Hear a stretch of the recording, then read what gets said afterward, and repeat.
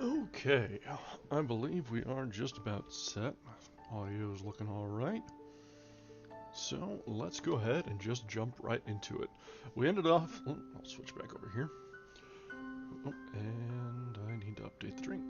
Let's see, where are we?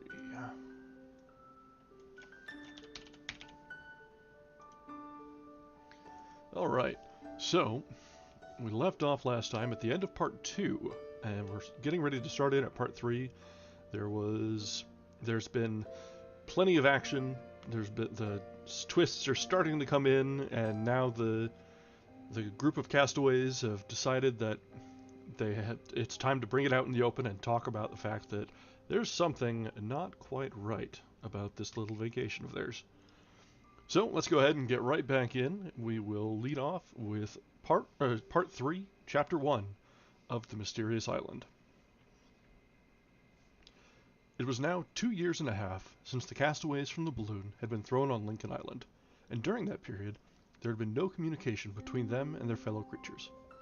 Once the reporter had attempted to communicate with the inhabited world by confiding to a bird a letter which contained the secret of their situation. But that was a chance on which it was impossible to reckon seriously. Ayrton, alone, under the circumstances which have been related, had come to join the little colony. Now, suddenly, on this day, the 17th of October, other men had unexpectedly appeared in sight of the island, on that deserted sea. There could be no doubt about it, a vessel was there, but would she pass on, or would she put into port? In a few hours, the colonists would definitely know what to expect. Cyrus Harding and Herbert, having immediately called Gideon Spilett, Pencroft, and Neb into the dining room of Granite House, told them what had happened. Pencroft, seizing the telescope, rapidly swept the horizon, and stopping on the indicated point, that is to say, on that which had been an almost imperceptible spot on the photographic negative. "I'm blessed, but it is really a vessel!" he exclaimed, in a voice which did not express any great amount of satisfaction. "Is she coming here?" asked Gideon Spilett. "Impossible to say anything yet," answered Pencroft, "for her rigging alone is above the horizon, and not a bit of her hull can be seen." "What is to be done?" asked the lad. "Wait," replied Harding. And for a considerable time the settlers remained silent, given up to all the thoughts and the emotions, all the fears, all the hopes, which were aroused by this incident, the most important which had occurred since their arrival in Lincoln Island. Certainly the colonists were not in the situation of castaways abandoned on a sterile islet, constantly contending against a cruel nature for their miserable existence, and incessantly tormented by the longing to return to inhabited countries. Pencroft and Neb, especially, who felt themselves at once so happy and so rich, would not have left their island without regret. They were accustomed, besides, to this new life in the midst of a domain which their intelligence had, as it were, civilized. But at any rate, this ship brought news from the world, perhaps even from their native land. It was bringing fellow creatures to them, and it may be conceived how deeply their hearts were moved at the sight. From time to time, Pencroft took the glass and rested himself at the window. From thence he very attentively examined the vessel, which was at a distance of 20 miles to the east. The colonists had as yet, therefore, no means of signalizing their presence. A flag would not have been perceived. A gun would not have been heard. A fire would not have been visible. However, it was certain that the island, overtopped by Mount Franklin, could not escape the notice of the vessel's lookout. But why was the ship coming there? Was it simple chance which brought it to that part of the Pacific, where the maps mentioned no land except Tabor Island, which itself was out of the route usually followed by vessels from the Polynesian archipelagos, from New Zealand, and from the American coast? To this question, which each one asked himself, a reply was suddenly made by Herbert. "Can it be the Duncan?" he cried. The Duncan, as has been said, was Lord Glenarvan's yacht, which had left Ayrton on the islet, and which was to return there some day to fetch him. Now, the islet was not so far from Lincoln Island, but that a vessel, standing for the one, could pass in sight of the other.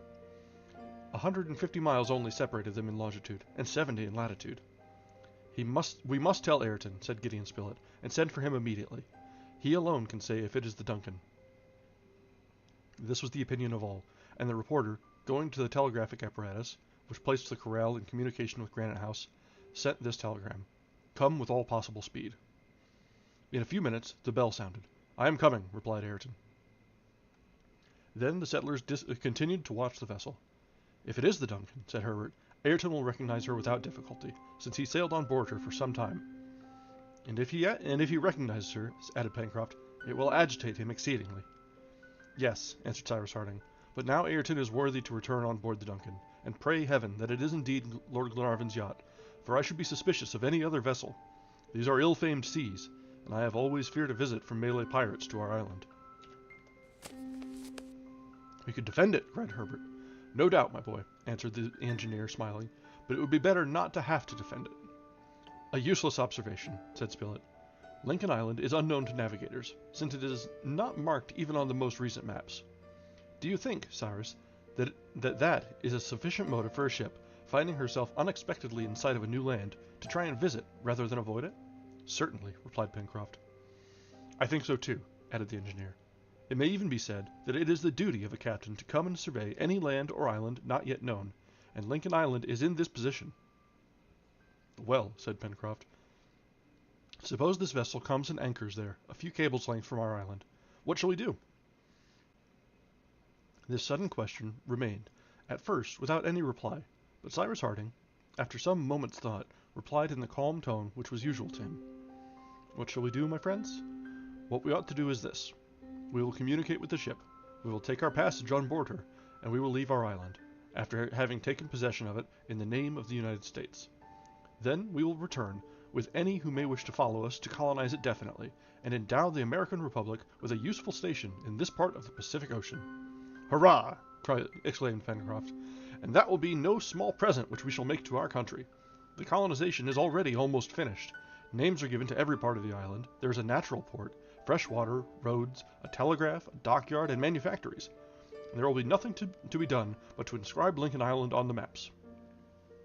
"But if anyone seizes it in our absence?" observed Gideon Spilett. "Hang it!" cried the sailor. "I would rather remain all alone to guard it, and trust to Pencroft they shouldn't steal it from him, like a watch from the pocket of a swell." For an hour it was impossible to say with any certainty whether the vessel was or was not standing toward Lincoln Island. She was nearer, but in what direction was she sailing? This Pencroft could not determine. However, as the wind was blowing from the northeast, in all probability the vessel was sailing on the starboard tack. Besides, the wind was favorable for bringing her towards the island, and the sea being calm, she would not be afraid to approach, although the shallows were not marked on the chart. Towards 4 o'clock, an hour after he had been sent for, Ayrton arrived at Granite House. He entered the dining room, saying, "At your service, gentlemen." Cyrus Harding gave him his hand, as it was his custom to do, and leading him to the window: "Ayrton," said he, "we have begged you to come here for an important reason. A ship is in sight of the island." Ayrton at first paled slightly, and for a moment his eyes became dim. Then, leaning out the window, he surveyed the horizon, but could see nothing. "Take this telescope," said Spilett, "and look carefully, Ayrton, for it is possible that this ship may be the Duncan, come to these seas for the purpose of taking you home again." "The Duncan!" murmured Ayrton. "Already?" This last word escaped Ayrton's lips as if involuntarily, and his head drooped upon his hands. Did not 12 years' solitude on a desert island appear to him a sufficient expiation? Did not the penitent yet feel himself pardoned, either in his own eyes or in the eyes of others? No, said he. No! It cannot be the Duncan. Look, Ayrton, then said the engineer, for it is necessary that we should know beforehand what to expect. Ayrton took the glass and pointed it in the direction indicated. During some minutes he examined the horizon without moving, without uttering a word. Then, "It is indeed a vessel," said he, "but I do not think she is the Duncan." "Why do you not think so?" asked Gideon Spilett. "Because the Duncan is a steam yacht, and I cannot perceive any trace of smoke either above or near that vessel." "Perhaps she is simply sailing," observed Pencroft. "The wind is favorable for the direction which she appears to be taking, and she may be anxious to economize her coal, being so far from land." "It is possible that you may be right, Mr. Pencroft," answered Ayrton, "and that the vessel has extinguished her fires. We must wait until she is nearer, and then we shall soon know what to expect." So saying, Ayrton sat down in a corner of the room and remained silent. The colonists again discussed the strange ship, but Ayrton took no part in the conversation. All were in such a mood that they found it impossible to continue their work. Gideon Spilett and Pencroft were particularly nervous, going, coming, not able to remain still in one place. Herbert felt more curiosity. Neb alone maintained his usual calm manner. Was not his country that where his master was? As to the engineer, he remained plunged in deep thought, and in his heart feared rather than desired the arrival of the ship. In the meanwhile, the vessel was a little nearer the island. With the aid of the glass, it was ascertained that she was a brig, and not one of those Malay proas, which are generally used by the pirates of the Pacific. It was therefore reasonable to believe that the engineer's apprehensions would not be justified, and that the presence of this vessel in the vicinity of the island was fraught with no danger. Pencroft, after a minute examination, was able positively to affirm that the vessel was rigged as a brig, and that she was standing obliquely towards the coast, on the starboard tack, under her topsails and top-gallant sails. This was confirmed by Ayrton, but by continuing in this direction, she must soon disappear behind Claw Cape, as the wind was from the southwest. And to watch her, it would be then necessary to ascend the height of Washington Bay, near Port Balloon, a provoking circumstance, for it was already 5 o'clock in the evening, and the twilight would soon make any observation extremely difficult. "What shall we do when night comes on?" asked Gideon Spilett. "Shall we light a fire, so as to signal our presence on the coast?" This was a serious question, and yet, although the engineer still retained some of his presentiments, it was answered in the affirmative. During the night the ship might disappear and leave forever, and, this ship gone, would another ever return to the waters of Lincoln Island? Who could foresee what the future would then have in store for the colonists? "Yes," said the reporter, "we ought to make known to that vessel, whoever she may be, that the island is inhabited. To neglect the opportunity which is offered to us might be to create everlasting regrets." It was therefore decided that Neb and Pencroft should go to Port Balloon, and that there, at nightfall, they should light an immense fire, the blaze of which would necessarily attract the attention of the brig. But at the moment when Neb and the sailor were preparing to leave Granite House, the vessel suddenly altered her course, and stood directly for Union Bay. The brig was a good sailor, for she approached rapidly.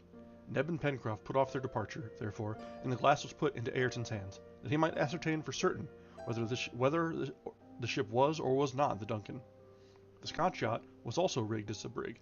The question was whether a chimney could be discerned between the two masts of the vessel, which was now at a distance of only 5 miles. The horizon was still very clear. The examination was easy, and Ayrton soon let the glass fall again, saying, "It is not the Duncan. It could not be." Pencroft again brought the brig within the range of the telescope, and could see that she was of between 300 and 400 tons burden, wonderfully narrow, well masted, admirably built, and must be a very rapid sailor. But to what nation did she belong? That was difficult to say. "And yet," added the sailor, "a flag is floating from her peak, but I cannot distinguish the colors of it." "In half an hour we shall be certain about that," answered the reporter. "Besides, it is very evident that the intention of the captain of this ship is to land, and, consequently, if not today, tomorrow at the latest, we shall make his acquaintance." "Never mind," said Pencroft, "it is best to know whom we have to deal with, and I shall not be sorry to recognize that fellow's colors." And while thus speaking, the sailor never left the glass. The day began to fade, and with the day the breeze fell also. The brig's ensign hung in folds, and it became more and more difficult to observe it. "It is not the American flag," said Pencroft from time to time, "nor the English, the red of which could be easily seen, nor the French or German colors, nor the white flag of Russia, nor the yellow of Spain. One would say it was all one color. Let's see, in these seas, what do we generally meet with? The Chilean flag? But that is tricolor. Brazilian? It is green. Japanese? It is yellow and black. While this..." At that moment, the breeze blew out the unknown flag. Ayrton, seizing the telescope which the sailor had put down, put it to his eye, and in a hoarse voice, "The black flag!" he exclaimed. Indeed, the somber bunting was floating from the mast of the brig, and they had now good reason for considering her to be a suspicious vessel. Had the engineer, then, been right in his presentiments? Was this a pirate vessel? Did she scour the Pacific, competing with the Malay proas which still invest it? For what had she come to look at the shores of Lincoln Island? Was it to them an unknown island, ready to become a magazine for stolen cargoes? Had she come to find on the coast a sheltered port for the winter months? Was the settlers' honest domain destined to be transformed into an infamous refuge, the headquarters of the piracy of the Pacific? All these ideas instinctively presented themselves to the colonists' imaginations. There was no doubt, besides, of the signification which must be attached to the color of the hoisted flag. It was that of pirates. It was that which the Duncan would have carried, had the convicts succeeded in their criminal design. No time was lost before discussing it. "My friends," said Cyrus Harding, "perhaps this vessel only wishes to survey the coast of the island. Perhaps her crew will not land. There is a chance of it. However that may be, we ought to do everything we can to hide our presence here. The windmill on Prospect Heights is too easily seen. Let Ayrton and Neb go and take down the sails. We must also conceal the windows of Granite House with thick branches. All the fires must be extinguished, so that nothing may betray the presence of men on the island." "And our vessel?" said Herbert. "Oh," answered Pencroft, "she is sheltered in Port Balloon, and I defy any of those rascals there to find her." The engineer's orders were immediately executed. Neb and Ayrton ascended the plateau, and took the necessary precautions to conceal any indication of a settlement. While they were thus occupied, their companions went to the border of Jacamar Wood, and brought back a large quantity of branches and creepers, which would at some distance appear as natural foliage, and thus disguise the windows in the granite cliff. At the same time, the ammunition and guns were placed ready so as to be at hand in case of an unexpected attack. When all these preparations had been taken, "My friends," said Harding, and his voice betrayed some emotion, "if the wretches endeavor to seize Lincoln Island, we shall defend it, shall we not?" "Yes, Cyrus," replied the reporter, "and if necessary, we will die to defend it." The engineer extended his hand to his companions, who pressed it warmly. Ayrton remained in his corner, not joining the colonists. Perhaps he, the former convict, still felt himself unworthy to do so. Cyrus Harding understood what was passing in Ayrton's mind, and going to him, "And you, Ayrton," he asked, "what will you do?" "My duty," answered Ayrton. He then took up his station near the window, and gazed through the foliage. It was now 7:30. The sun had disappeared 20 minutes ago behind Granite House. Consequently, the eastern horizon was becoming obscured. In the meanwhile, the brig continued to advance towards Union Bay. She was now not more than 2 miles off, and exactly opposite the plateau of Prospect Heights, for after having tacked off Claw Cape, she had drifted towards the north in the current of the rising tide. One might have said that at this distance she had already entered the vast bay, for a straight line drawn from Claw Cape to Cape Mandible would have rested on her starboard quarter. Was the bridge about to penetrate far into the bay? That was the first question. When once in the bay, would she anchor there? That was the second. Would she not content herself with only surveying the coast and stand out to sea again without landing her crew? They would know this in an hour. The colonists could do nothing but wait. Cyrus Harding had not seen the suspected vessel hoist the black flag without deep anxiety. Was it not a direct menace against the work which he and his companions had till now conducted so successfully? Had these pirates, for the sailors of the brig could be nothing else, already visited the island, since on approaching it they had hoisted their colors? Had they formally invaded it, so that certain unaccountable peculiarities might be explained in this way. Did there exist in the as yet unexplored parts some accomplice ready to enter into communication with them?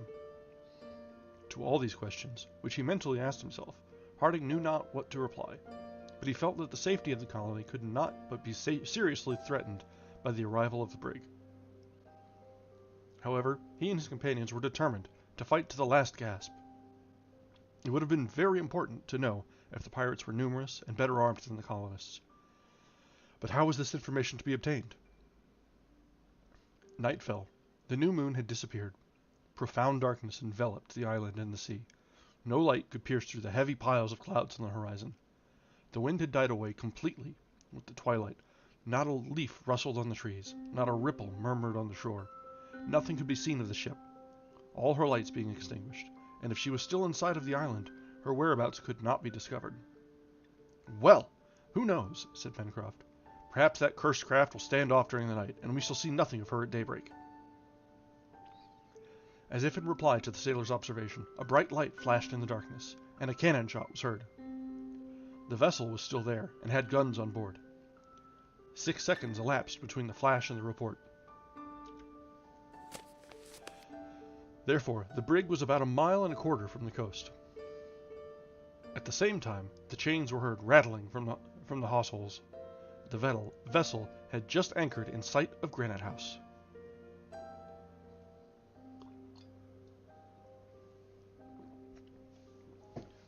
And that's the end of chapter 1 of part 3. So the ship they saw at the end of part 2 turns out to be pirates, it seems. So things do happen poorly for our colonists every once in a while. It seems that everything until now had been just about perfect. Splash of providence here, happy chance there. They got everything they could possibly want. But now, maybe someone to try and take it away. Let's go ahead and continue right on to chapter 2. There was no longer any doubt as to the pirates' intentions. They had dropped anchor at a short distance from the island, and it was evident that the next day, by means of their boats, they purposed to land on the beach. Cyrus Harding and his companions were ready to act, but determined though they were, they must not forget to be prudent. Perhaps the presents might still be concealed in the event of the pirates contenting themselves with landing on the shore without examining the interior of the island. It might be, indeed, that their only intention was to obtain fresh water from the Mercy. And it was not impossible that the bridge, thrown across 1.5 miles from the mouth, and the manufactory at the Chimneys might escape their notice.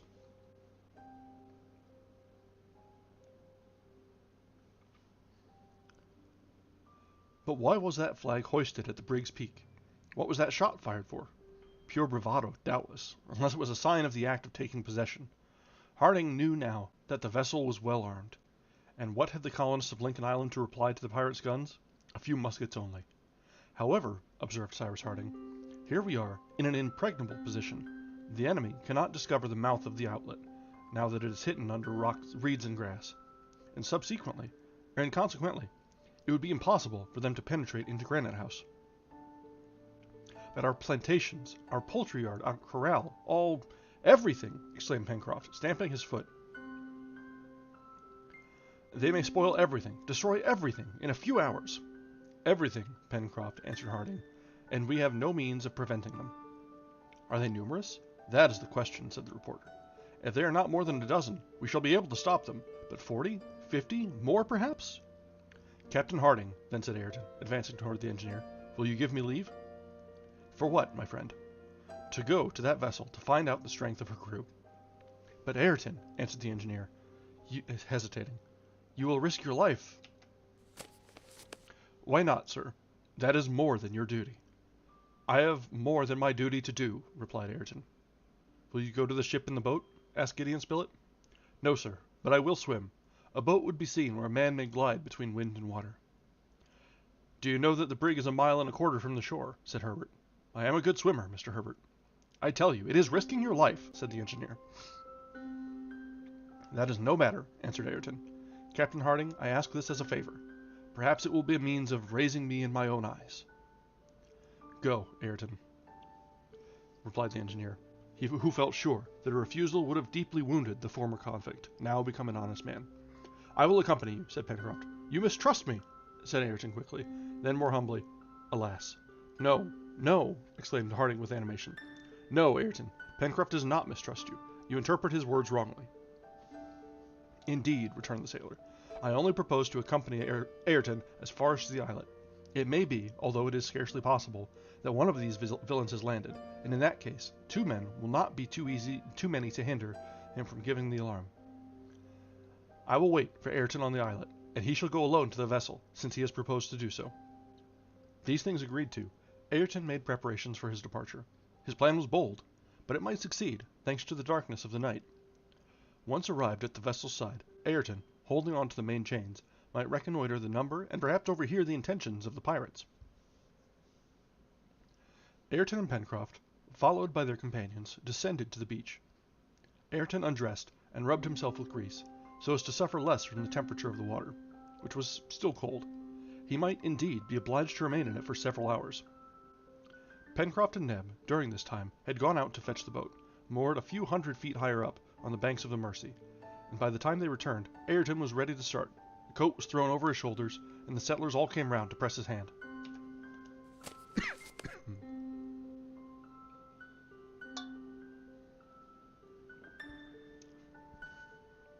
Ayrton then shoved off with Pencroft in the boat.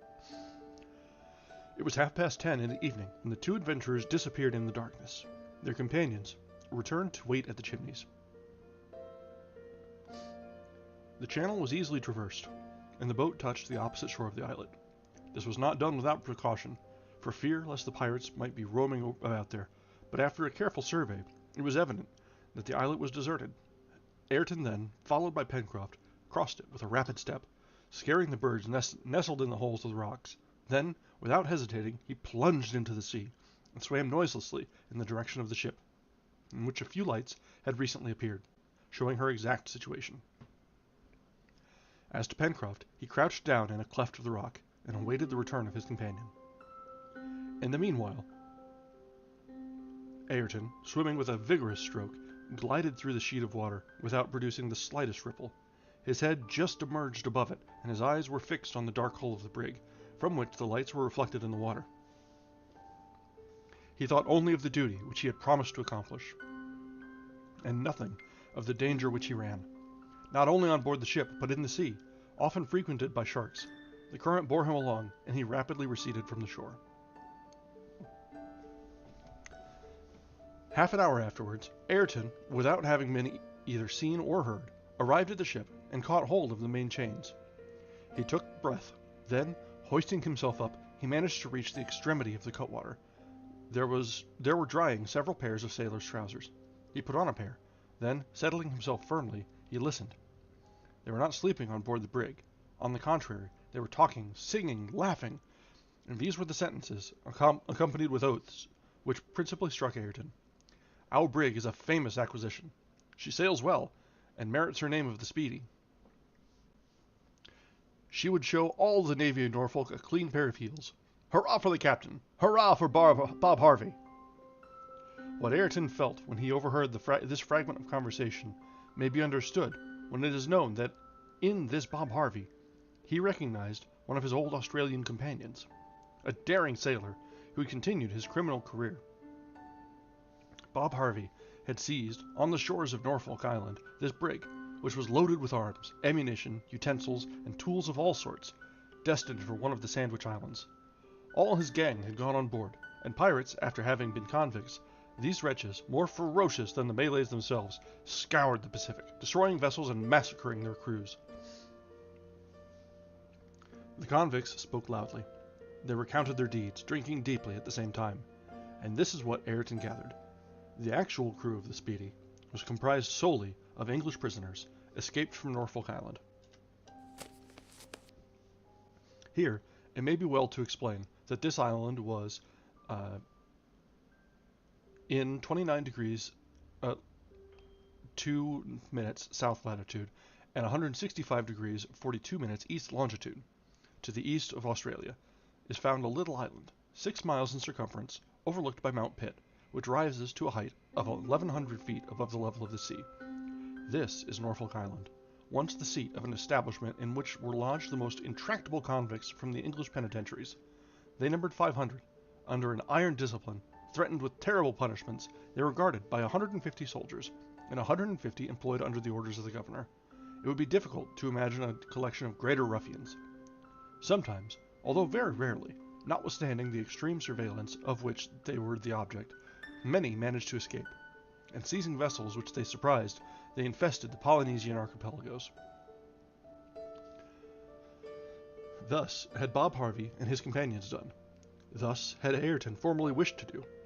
Bob Harvey had seized the brig Speedy, anchored in sight of Norfolk Island. The crew had been massacred, and for a year this ship had scoured the Pacific, under the command of Harvey, now a pirate and well known to Ayrton. The convicts were, for the most part, assembled under the poop, but a few, stretched on the deck, were talking loudly. The conversation still continued amidst shouts and libations. Ayrton learned that chance alone had brought the Speedy in sight of Lincoln Island. Bob Harvey had never yet set foot on it, but as Cyrus Harding had conjectured, finding this unknown land in his course, its position being marked on no chart, he had formed the project of visiting it, and, if he found it suitable, of making it the brig's headquarters. As to the black flag hoisted at the Speedy's peak, and the gun which had been fired, in imitation of men of war, when they lower their colors, it was pure piratical bravado. It was in no way a signal, and no communication yet existed between the convicts and Lincoln Island. The settlers' domain was now menaced with terrible danger. Evidently, the island, with its water, its harbor, its resources of all kinds, so increased in value by the colonists, and the concealment afforded by Granite House, could not but be convenient for the convicts. In their hands, it would become an excellent place of refuge, and being unknown, it would assure them, for a long time perhaps, impunity and security. Evidently also, the lives of the settlers would not be respected, and Bob Harvey and his accomplices' first care would be to massacre them without mercy. Harding and his companions had therefore not even the choice of flying and hiding themselves in the island, since the convicts intended to reside there, and since, in the event of the Speedy departing on an expedition, it was probable that some of the crew would remain on shore, so as to settle themselves there. Therefore, it would be necessary to fight, to destroy every one of these scoundrels, unworthy of pity, and against whom any means would be right. So thought Ayrton, and he well knew that Cyrus Harding would be of his way of thinking. But was resistance, and, in the last place, victory, possible? That would depend on the equipment of the brig, and the number of men which she carried. This Ayrton resolved to learn at any cost, and as an hour after his arrival, the vociferations had begun to die away, and as a large number of the convicts were already buried in a drunken sleep, Ayrton did not hesitate to venture onto the Speedy's deck, which the extinguished lanterns now left in total darkness. He hoisted himself onto the cutwater, and by the bowsprit arrived at the forecastle. Then, gliding among the convicts stretched here and there, he made the round of the ship, and found that the Speedy carried 4 guns, which would throw shot off from 8 to 10 pounds in weight. He found also, on touching them, that these guns were breech loaders. They were, therefore, of modern make, easily used, and of terrible effect. As to the men lying on the deck, there were about 10 in number, but it was to be supposed that more were sleeping down below. Besides, by listening to them, Ayrton had understood that there were 50 on board. That was a large number for the 6 settlers of Lincoln Island to contend with. But now, thanks to Ayrton's devotion, Cyrus Harding would not be surprised, and he would know the strength of his adversaries, and would make his arrangements accordingly.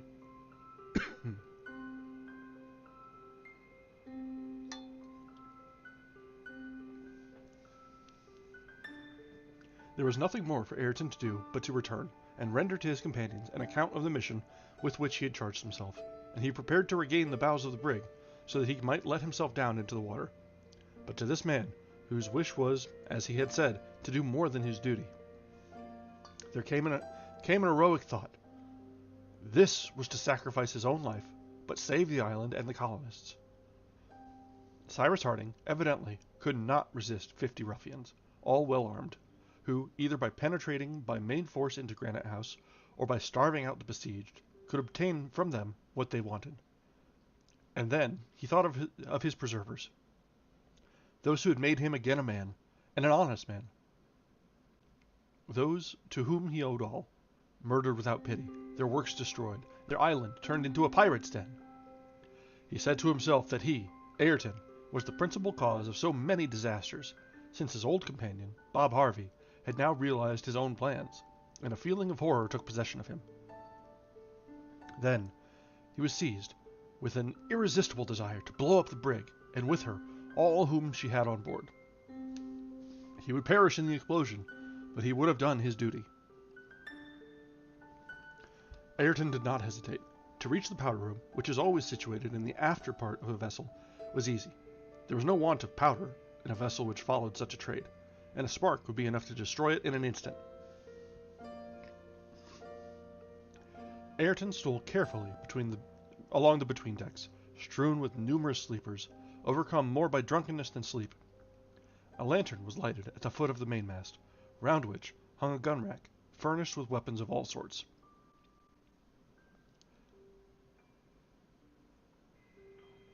Ayrton took a revolver from the rack, and assured himself that it was loaded and primed. Nothing more was needed to accomplish the work of destruction. He then glided towards the stern, so as to arrive under the brig's poop at the powder magazine. It was difficult to proceed along the dimly lighted deck without stumbling over some half-sleeping convict, who retorted by oaths and kicks. Ayrton was, therefore, more than once obliged to halt, but at last he arrived at the partition dividing the after cabin, and found the door opening into the magazine itself. Ayrton, compelled to force it open, set to work. It was a difficult operation to perform without noise, for he had to break a padlock, but under his vigorous hand the padlock broke and the door was open. At that moment a hand was laid on Ayrton's shoulder. "What are you doing here?" asked a tall man, in a harsh voice, who, standing in the shadow, quickly threw the light of a lantern in Ayrton's face.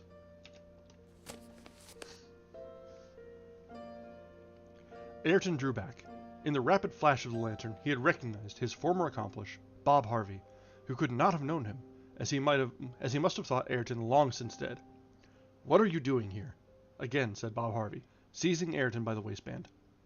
But Ayrton, without replying, wrenched himself from his grasp and attempted to rush into the magazine. A shot fired into the midst of the powder casks, and it all would be over. "Help, lads!" shouted Bob Harvey. At this shout, 2 or 3 pirates awoke, jumped up, and rushing on Ayrton, endeavored to throw him down. He soon extricated himself from their grasp. He fired his revolver, and 2 of the convicts fell, but a blow from a knife, which he could not ward off, made a gash in his shoulder. Ayrton perceived that he could no longer hope to carry out his project. Bob Harvey had reclosed the door of the powder magazine, and a movement on the deck indicated a general awakening of the pirates. Ayrton must reserve himself to fight at the side of Cyrus Harding. There was nothing for him but flight. But was flight still possible? It was doubtful. Yet Ayrton resolved to dare everything in order to rejoin his companions. 4 barrels of the revolver were still undischarged. 2 were fired. 1, aimed at Bob Harvey, did not wound him, or at any rate only slightly, and Ayrton, profiting by the momentary retreat of his adversaries, rushed towards the companion ladder to gain the deck. Passing before the lantern, he smashed it with a blow from the butt of his revolver. A profound darkness ensued, which favored his flight. 2 or 3 pirates, awakened by the noise, were descending the ladder at the same moment. A 5th shot from Ayrton laid one low, and the others drew back, not understanding what was going on. Ayrton was on deck in 2 bounds, and 3 seconds later, having discharged his last barrel in the face of a pirate who was about to seize him by the throat, he leaped over the bulwarks into the sea. Ayrton had not made 6 strokes before shots were splashing around him like hail. What were Pencroft's feelings, sheltered under a rock on the islet? What were those of Harding, the reporter, Herbert, and Neb, crouched in the chimneys, when they heard the reports on board the brig? They rushed out on the beach, and their guns shouldered, they stood ready to repel any attack. They had no doubt about it themselves. Ayrton, surprised by the pirates, had been murdered, and perhaps the wretches would profit by the night to make a descent on the island. Half an hour was passed in terrible anxiety. The firing had ceased, and yet neither Ayrton nor Pencroft had reappeared. Was the islet invaded? Ought they not to fly to the help of Ayrton and Pencroft? But how? The tide being high at the time, rendered the channel impassable. The boat was not there. We may imagine the horrible anxiety which took possession of Harding and his companions. At last, towards 12:30, a boat, carrying 2 men, touched the beach. It was Ayrton, slightly wounded in the shoulder, and Pencroft, safe and sound, whom their friends received with open arms.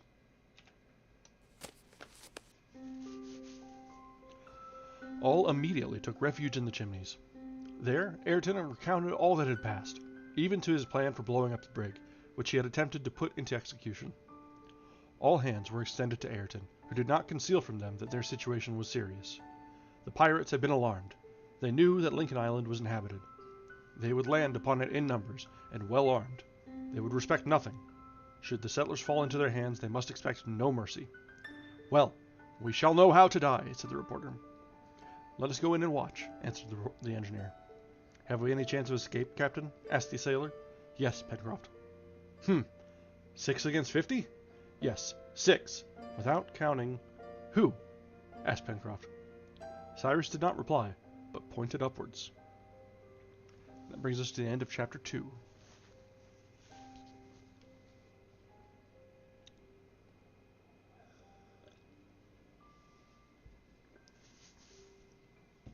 All right. So yeah, we're starting to get some action now. The pirates, definitely, we've confirmed they're pirates. We're some of Ayrton's old crew or acquaintances back when he was of the Sordid Sort himself. But he's definitely made an effort to try and redeem himself, especially here and now tonight, or swimming 1.5 miles in the dark ocean waters, climbing a pirate ship, walking around on the deck trying to find out what and how many there are, and even trying to destroy the ship itself. So a little bit of a bravery going on. So we'll see what the settlers are going to be doing next. So let's go ahead and continue. Next up we have chapter 3. The night passed without incident. The colonists were on qui vive, and did not leave their posts at the Chimneys. The pirates, on their side, did not appear to have made any attempt to land.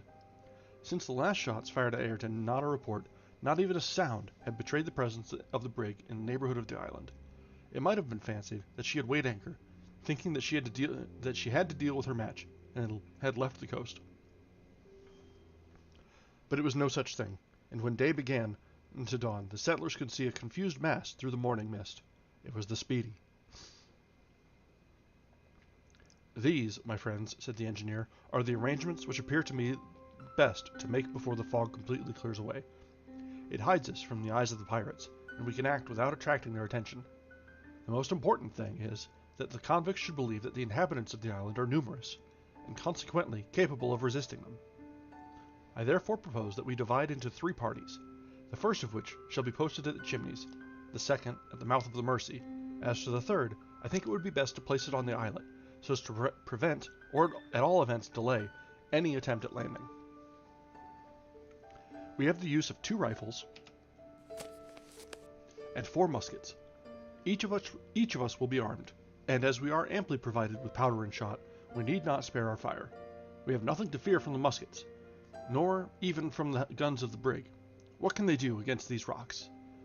And, as we shall not fire from the windows of Granite House, the pirates will not think of causing irreparable damage by throwing shell against it. What is to be feared is the necessity of meeting hand to hand. Since the convicts have numbers on their side, we must therefore try to prevent them from landing, but without discovering ourselves. Therefore, do not economize the ammunition. Fire often, but with a sure aim.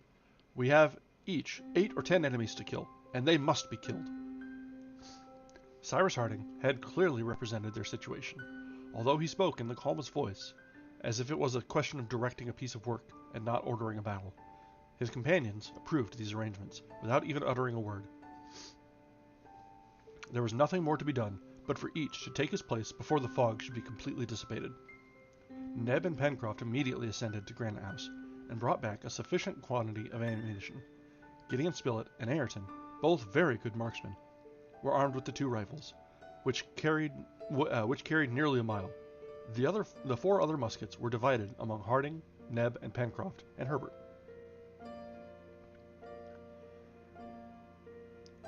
The posts were arranged in the following manner. Cyrus Harding and Herbert remained in ambush at the Chimneys, thus commanding the shore to the foot of Granite House. Gideon Spilett and Neb crouched among the rocks at the mouth of the Mersey, from which the drawbridges had been raised, so as to prevent any one of them from crossing in a boat or landing on the opposite shore. As to Ayrton and Pencroft, they shoved off in the boat, and prepared to cross the channel and to take up 2 separate stations on the islet. In this way, shots being fired from 4 different positions at once, the convicts would be led to believe that the island was both largely populated and strongly defended. In the event of a landing being effected without their having been able to prevent it, and also if they saw that they were on the point of being cut off by the brig's boat, Ayrton and Pencroft were to return in their boat to the shore and proceed towards the threatened spot. Before starting to occupy their posts, the colonists, for the last time, wrung each other's hands. Pencroft succeeded in controlling himself sufficiently to suppress his emotion when he embraced Herbert, his boy, and then they separated. In a few moments, Harding and Herbert on one side, the reporter and Neb on the other, had disappeared behind the rocks, and 5 minutes later, Ayrton and Pencroft, having without difficulty crossed the channel, disembarked on the islet and concealed themselves in the clefts of its eastern shore. None of them could have seen, for they themselves could scarcely distinguish the brig in the fog. It was 6:30 in the morning.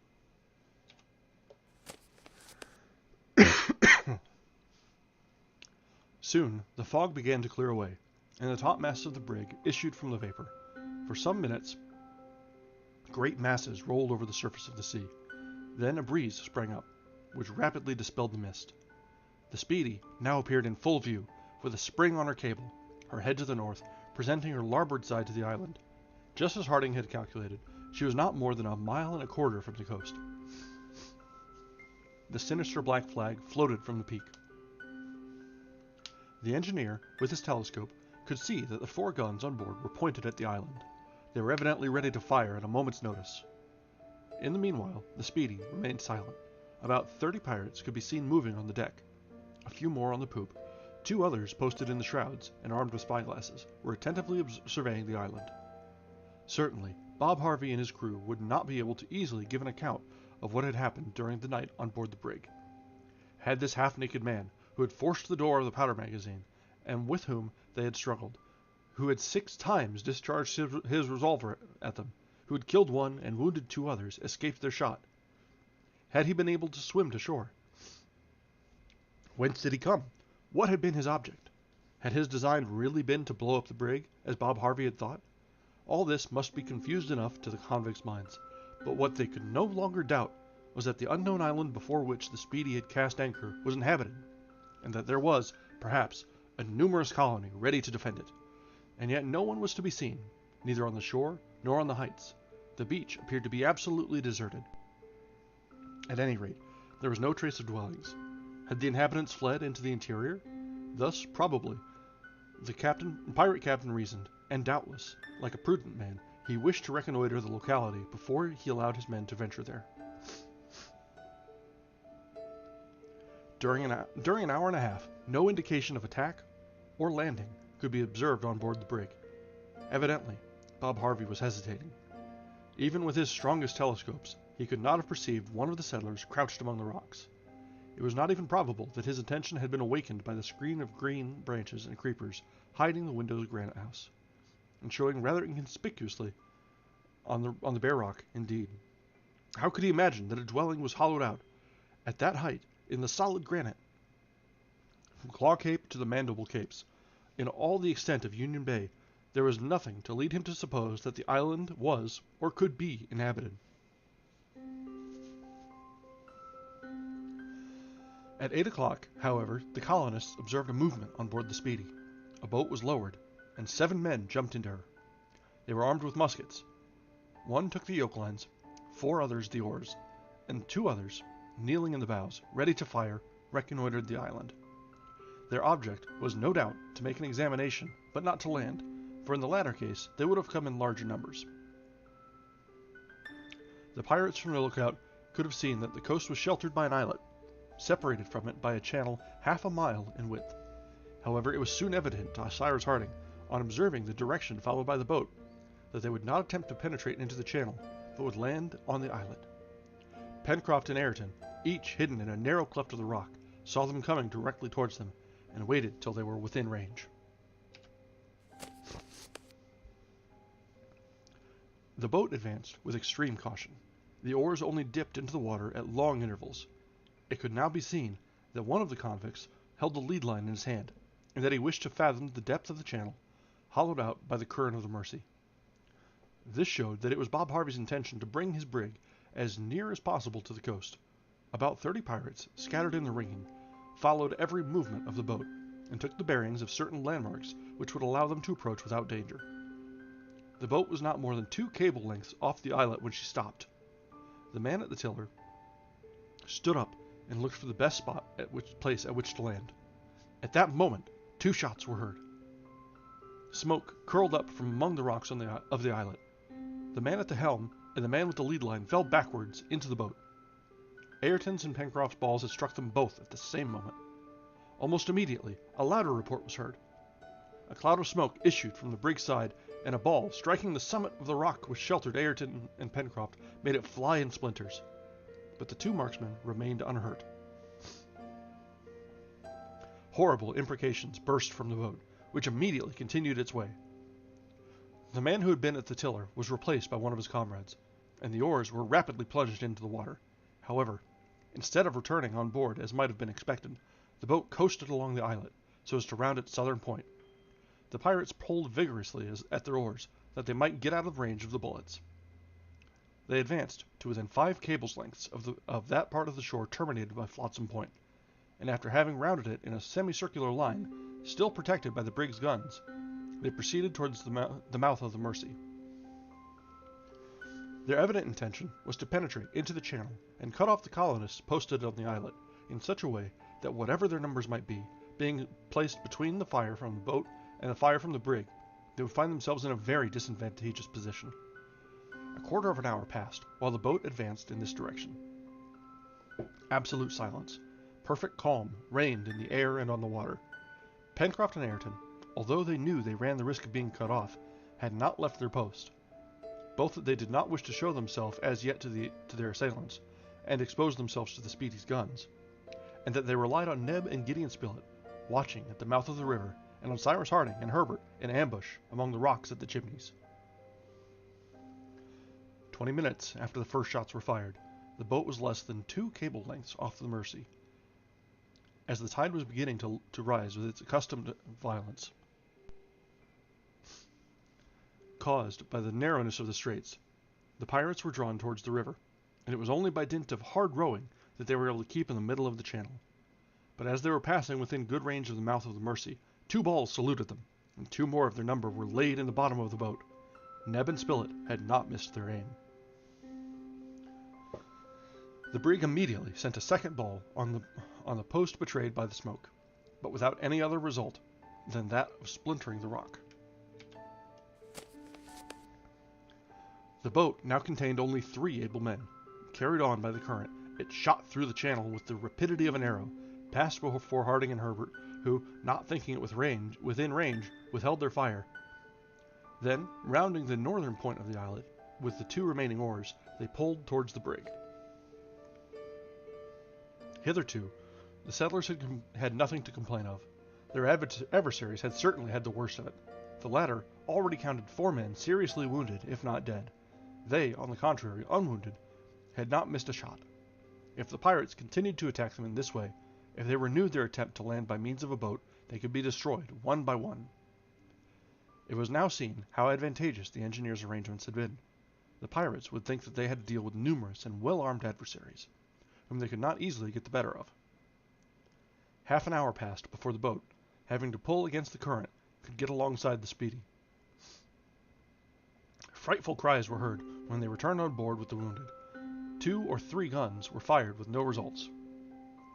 But now, about a dozen other convicts, maddened with rage, and possibly by the effect of the evening's potations, threw themselves into the boat. A second boat was also lowered, in which 8 men took their places.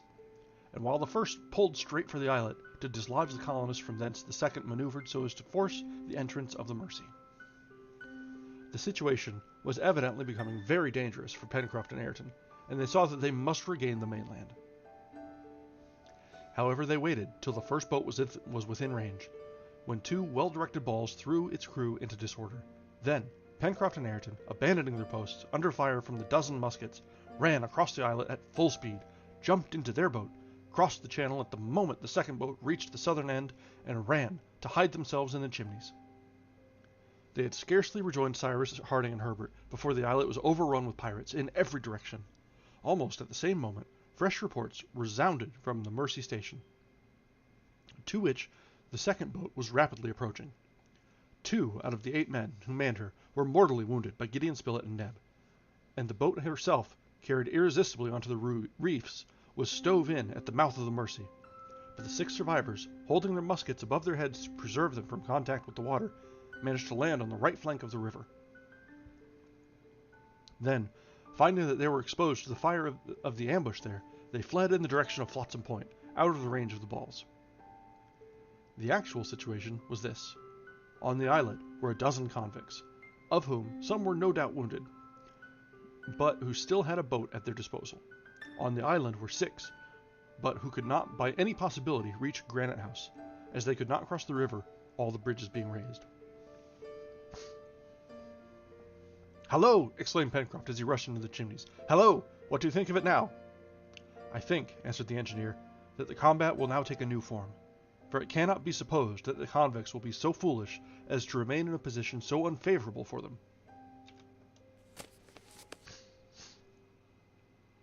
"They won't cross the channel," said the sailor. "Ayrton and Mr. Spilett's rifles are there to prevent them. You know that they carry more than a mile." "No doubt," replied Herbert. "But what can 2 rifles do against the brig's guns?" "Well, the brig isn't in the channel yet, I fancy," said Pencroft. "But suppose she does come there," said Harding. "That's impossible, for she would risk running aground and being lost." "It is possible," said Ayrton. "The convicts might profit by the high tide to enter the channel, with the risk of grounding at low tide, it is true, but then, under the fire from her guns, our post would no longer be tenable." "Confound them!" exclaimed Pencroft. "It really seems as if the blackguards were preparing to weigh anchor." "Perhaps we shall be obliged to take refuge in Granite House," observed Herbert. "We must wait," answered Cyrus Harding. "But Mr. Spilett and Neb?" said Pencroft. "They will know when it is best to rejoin us. Be ready, Ayrton. It is yours and Spilett's rifles which must speak now." It was only too true. The Speedy was beginning to weigh her anchor, and her intention was evidently to approach the islet. The tide would be rising for an hour and a half, and the ebb current being already weakened, it would be easy for the brig to advance. But as to entering the channel, Pencroft, contrary to Ayrton's opinion, could not believe that she would dare to attempt it. In the meanwhile, the pirates who occupied the islet had gradually advanced to the opposite shore, and were now only separated from the mainland by the channel. Being armed with muskets alone, they could do no harm to the settlers in ambush at the Chimneys and the mouth of the Mercy, but, not knowing the latter to be supplied with long-range rifles, they on their side did not believe themselves to be exposed. Quite uncovered, therefore, they surveyed the islet and examined the shore. Their illusion was of short duration. Ayrton's and Gideon Spilett's rifles then spoke, and no doubt imparted some very disagreeable intelligence to 2 of the convicts, for they fell backwards. There was then a general helter-skelter. The 10 others, not even stopping to pick up their dead or wounded companions, fled to the other side of the islet, tumbled into the boat which had brought them, and pulled away with all their strength. "8 less!" exclaimed Pencroft. Really, one would have thought that Mr. Spilett and Ayrton had given the word to fire together. "Gentlemen," said Ayrton, as he reloaded his gun, "this is becoming more serious. The brig is making sail." "The anchor is weighed!" exclaimed Pencroft. "Yes, she is already moving."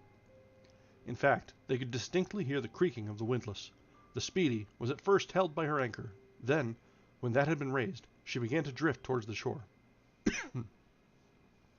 The wind was blowing from the sea. The jib and the foretopsail were hoisted, and the vessel gradually approached the island. From the 2 posts of the Mercy and the Chimneys, they watched her without giving a sign of life, but not without some emotion. What could be more terrible for the colonists than to be exposed, at a short distance, to the brig's guns, without being able to reply with any effect? How could they then prevent the pirates from landing? Cyrus Harding felt this strongly, and he asked himself what it would be possible to do. Before long, he would be called upon for his determination, but what was it to be? To shut themselves up in Granite House, to be besieged there, to remain there for weeks, for months even, since they had an abundance of provisions? So far good, but after that, the pirates would not the less be masters of the island, which they would ravage at their pleasure, and in time they would end by having their revenge on the prisoners in Granite House. However, one chance yet remained. It was that Bob Harvey, after all, would not venture his ship into the channel, and that he would keep outside the islet.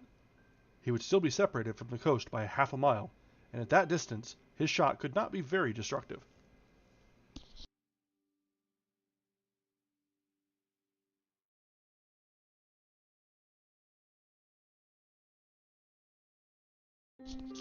Never, repeated Pencroft. Bob Harvey will never, if he is a good seaman, enter that channel. He knows well that it would risk the brig, if the sea got up ever so little. And what would become of him without his vessel? In the meanwhile, the brig approached the islet, and it could be seen that she was endeavoring to make the lower end.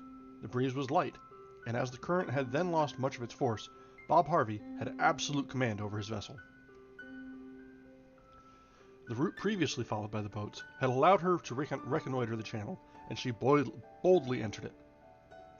The pirate's design was now only too evident. He wished to bring her broadside to bear on the Chimneys, and from there to reply with shell and ball to the shot which had till then decimated her crew. Soon the Speedy reached the point of the islet, which rounded it with ease. The mainsail was braced up, and the brig, hugging the wind, stood across the mouth of the Mercy. "The scoundrels! They are coming!" said Pencroft. At that moment, Cyrus Harding, Ayrton, the sailor, and Herbert were rejoined by Neb and Gideon Spilett. The reporter and his companion had judged it best to abandon the post of the Mercy, from which they could do nothing against the ship. And they had acted wisely. It was better that the colonists should be together at the moment when they were about to engage in a decisive action. Gideon Spilett and Neb had arrived by dodging behind the rocks, though not without attracting a shower of bullets, which had not, however, reached them. "Spilett! Neb!" cried the engineer. "You are not wounded?" "No," answered the reporter. "A few bruises only from the ricochet. But that cursed brig has entered the channel." "Yes," replied Pencroft, "and in 10 minutes she will have anchored before Granite House." "Have you formed any plan, Cyrus?" asked the reporter. "We must take refuge in Granite House while there is still time, and the convicts cannot see us." "That is my opinion, too," replied Gideon Spilett. "But once shut up—" "We must be guided by circumstances," said the engineer. "Let us be off, then, and make haste," said the reporter. "Would you not wish, Captain, that Ayrton and I should remain here?" asked the sailor. "What would be the use of that?" Pencroft replied Harding. "No, we will not separate." There was not a moment to be lost. The colonists left the Chimneys. A bend over the cliff prevented them from being seen by those in the brig, but 2 or 3 reports, and the crash of bullets on the rock, told them that the Speedy was at no great distance. To spring into the lift, hoist themselves up to the door of Granite House, where Top and Jup had been shut up since the evening before, to rush into the large room, was the work of a minute only. It was quite time, for the settlers, through the branches, could see the Speedy surrounded with smoke, gliding up the channel. The firing was incessant. The shot from the foregun struck blindly, both on the Mercy post, although it was not occupied, and on the Chimneys. The rocks were splintered, and cheers accompanied each discharge. However, they were hoping that Granite House would be spared, thanks to Harding's precaution of concealing the windows when a shot, piercing the door, penetrated into the passage. "We are discovered!" exclaimed Pencroft. The colonists had not, perhaps, been seen, but it was certain that Bob Harvey had thought proper to send a ball through the suspected foliage which concealed that part of the cliff. Soon he redoubled his attack, when another ball, having torn away the leafy screen, disclosed a gaping aperture in the granite. The colonists' situation was desperate. Their retreat was discovered. They could not oppose any obstacle to these missiles, nor protect the stone, which flew in splinters around them. There was nothing to do but to take refuge in the upper passage of Granite House and leave their dwelling to be devastated, when a deep roar was heard, followed by frightful cries. Cyrus Harding and his companions rushed to one of the windows.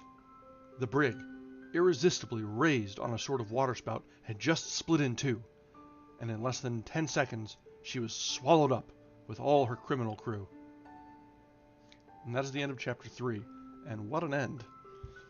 So there's the big conflict with the pirates, and things were just starting to look really, really bad. The pirates were able to bring their guns to bear and really flush the colonists out, and they found Granite House and were getting ready to shell it, and then something intervened. Let's go ahead and take a quick break. I need to refresh my drink. I've got a little bit of a cough, so I'll grab a Ricola and we'll see if we can stave that off for a little bit longer. And then we'll be back in just a couple minutes, and we'll see if we can determine what is going on with this ship. So I'll be back in just a few. Thanks, guys.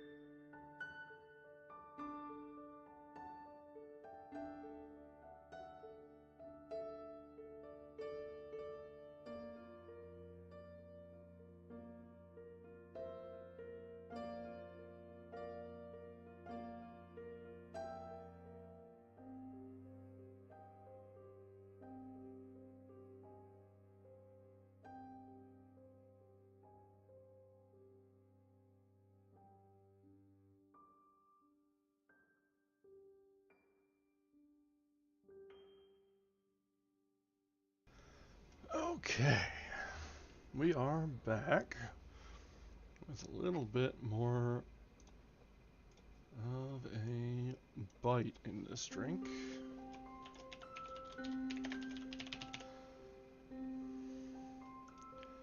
Let's have got a little bit of something more fun, so we'll have something to get us by as we get through this next part of the book and see what just happened to these pirates. So, let's carry on with Chapter 4. She is blown up, cried Herbert. Yes, blown up. But just as if Ayrton had set fire to the powder, returned Pencroft, throwing himself into the lift together with Neb and the lad. But what has happened? Asked Gideon Spilett, quite stunned by this unexpected catastrophe. Oh, this time we shall know, answered the engineer quickly. What shall we know? Later, later! Come, Spilett! The main point is that these pirates have been exterminated. And Cyrus Harding, hurrying away, the reporter and Ayrton joined Pencroft, Neb, and Herbert on the beach. Nothing could be seen of the brig, not even her masts. After having been raised by the waterspout, she had fallen on her side and had sunk in that position. Doubtless, in consequence of some enormous leak.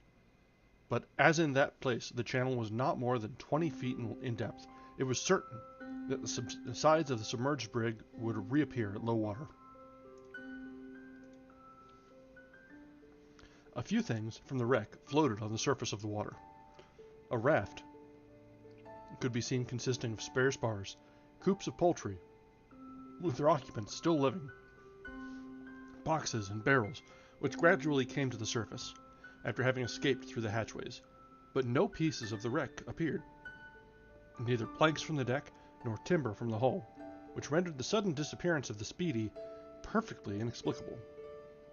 However, the two masts, which had been broken and escaped from the shrouds and stays, came up, and with their sails some furled and the others spread, but it was not necessary to wait for the tide to bring up these riches, and Ayrton and Pencroft jumped into the boat with the intention of towing the pieces of wreck either to the beach or to the islet. But just as they were shoving off, an observation from Gideon Spilett arrested them.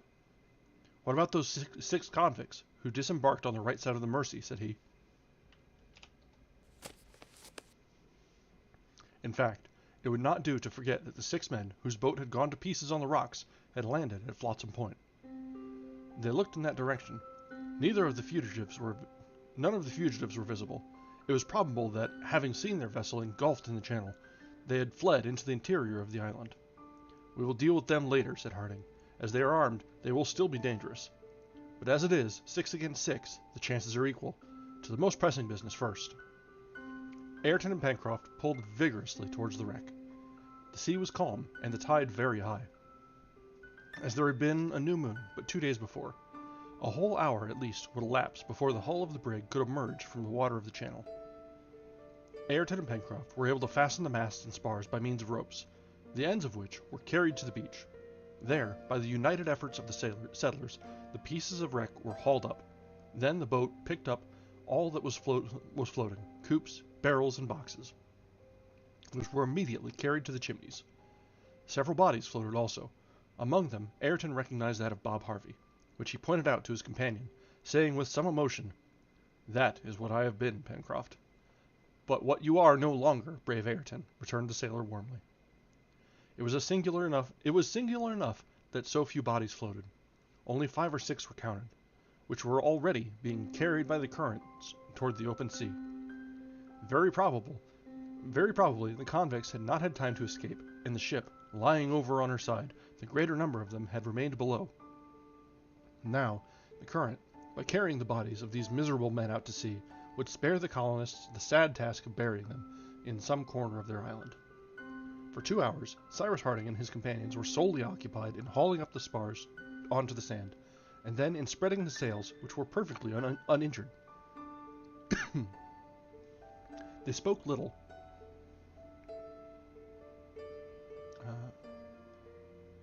For they were absorbed in their work. But what thoughts occupied their minds?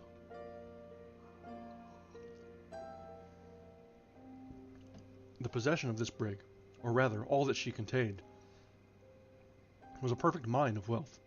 In fact, a ship is like a little world in miniature, and the stores of the colony would be increased by a large number of useful articles.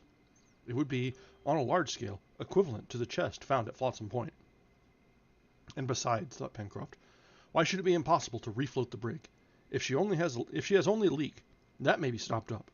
A vessel from 300 to 400 tons, why, she is a regular ship compared to our Bonadventure, and we could go a long distance in her. We could go anywhere we liked. Captain Harding, Ayrton, and I must examine her. She would be well worth the trouble. In fact, if the brig was still fit to navigate, the colonists' chances of returning to their native land were singularly increased. But to decide this important question, it was necessary to wait until the tide was quite low, so that every part of the brig's hull might be examined.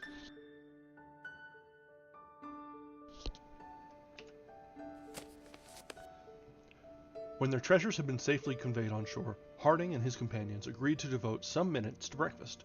They were almost famished. Fortunately, the larder was not far off, and Neb was noted for being an expeditious cook. They breakfasted, therefore, near the chimneys, and during their repast, as may be supposed, nothing was talked of but the event which had so miraculously saved the colony. Miraculous is the word, repeated Pencroft, for it must be acknowledged that those rascals blew up just at the right moment. Granite House was beginning to be uncomfortable as a habitation. And can you guess, Pencroft, asked the reporter, how it happened, or what can have occasioned the explosion? Oh, Mr. Spilett, nothing is more simple, answered Pencroft. A convict vessel is not disciplined like a man of war. Convicts are not sailors. Of course, the powder magazine was open, and as they were firing incessantly, some careless or clumsy fellow just blew up the vessel. Captain Harding, said Herbert, what astonishes me is that the explosion has not produced more effect. The report was not loud, and besides, there are so few planks and timbers torn out, it seems as if the ship had rather foundered than blown up. Does that astonish you, my boy? Asked the engineer. Yes, Captain. And it astonishes me also, Herbert, replied he, but when we visit the hull of the brig, we shall no doubt find the explanation of the matter. Why, Captain, said Pencroft, you don't suppose that the Speedy simply foundered, like a ship which is struck on a rock? Why not? Observed Neb, if there are rocks in the channel. Nonsense, Neb, answered Pencroft. You did not look at the right moment. An instant before she sank, the brig, as I saw perfectly well, rose on an enormous wave, and she fell back on her larboard side. Now, if she had only struck, she would have sunk quietly and gone to the bottom like an honest vessel. It was just because she was not an honest vessel, returned Neb. Well, we shall soon see, Pencroft, said the engineer. We shall soon see, rejoined the sailor. But I would wager my head there are no rocks in the channel. Look here, Captain, to speak candidly, do you mean to say there is anything marvelous in the occurrence? Cyrus Harding did not answer. At any rate, said Gideon Spilett, whether rock or explosion, you will agree, Pencroft, that it occurred just in the nick of time. Yes, yes, replied the sailor, but that is not the question. I asked Captain Harding if he sees anything supernatural in all this. I cannot say, Pencroft, said the engineer. That is all the answer I can make. A reply which did not satisfy Pencroft at all. He struck to an explosion, and did not wish to give it up. He would never consent to admit that in that channel, with its fine sandy bed, just like the beach, which he had often crossed at low water, that there could be an unknown rock. And besides, at the time the brig foundered, it was high water. That is to say, there was enough water to carry the vessel clear over any rocks which should not be uncovered at low tide. Therefore, there could not have been a collision. Therefore, the vessel had not struck. So she had blown up. And it must be confessed that the sailor's arguments were reasonable. Towards 1:30, the colonists embarked in the boat to visit the wreck. It was to be regretted that the brig's 2 boats had not been saved, but one, as has been said, had gone to pieces at the mouth of the Mersey, and was absolutely useless. The other had disappeared when the brig went down, and had not again been seen, having doubtless been crushed. The hull of the Speed, as was just beginning to issue from the water, the brig was lying right over on her side, for her masts being broken, pressed down by the weight of the ballast displaced by the shock. The keel was visible with her along her whole length. She had been regularly turned over by the inexplicable but frightful submarine action, which had been at the same time manifested by an enormous waterspout. The settlers rowed round the hull, and in proportion as the tide went down, they could ascertain, if not the cause which had occasioned the catastrophe, at least the effect produced. Towards the bows, on both sides of the keel, 7 or 8 from the beginning of the stern, the sides of the brig were frightfully torn. Over a length of at least 20 feet, there opened 2 large leaks, which would be impossible to stop up. Not only had the copper sheathing and the planks disappeared, reduced, no doubt, to powder, but also the ribs, the iron bolts, and tree nails which united them. From the entire length of the hull to the stern, the false keel had been separated with an unaccountable violence, and the keel itself, torn from the carline in several places, was split in all its length. "I've a notion," exclaimed Pencroft, "that this vessel will be difficult to get afloat again." "It will be impossible," said Ayrton. "At any rate," observed Gideon Spilett to the sailor, "the explosion, if there has been one, has produced singular effects. It has split the lower part of the hull, instead of blowing up the deck and topsides. These great rents appear rather to have been made by a rock than by the explosion of a powder magazine." "There is not a rock in the channel," answered the sailor. "I will admit anything you like, except the rock." "Let us try to penetrate into the interior of the brig," said the engineer. "Perhaps we shall know what to think of the cause of her destruction."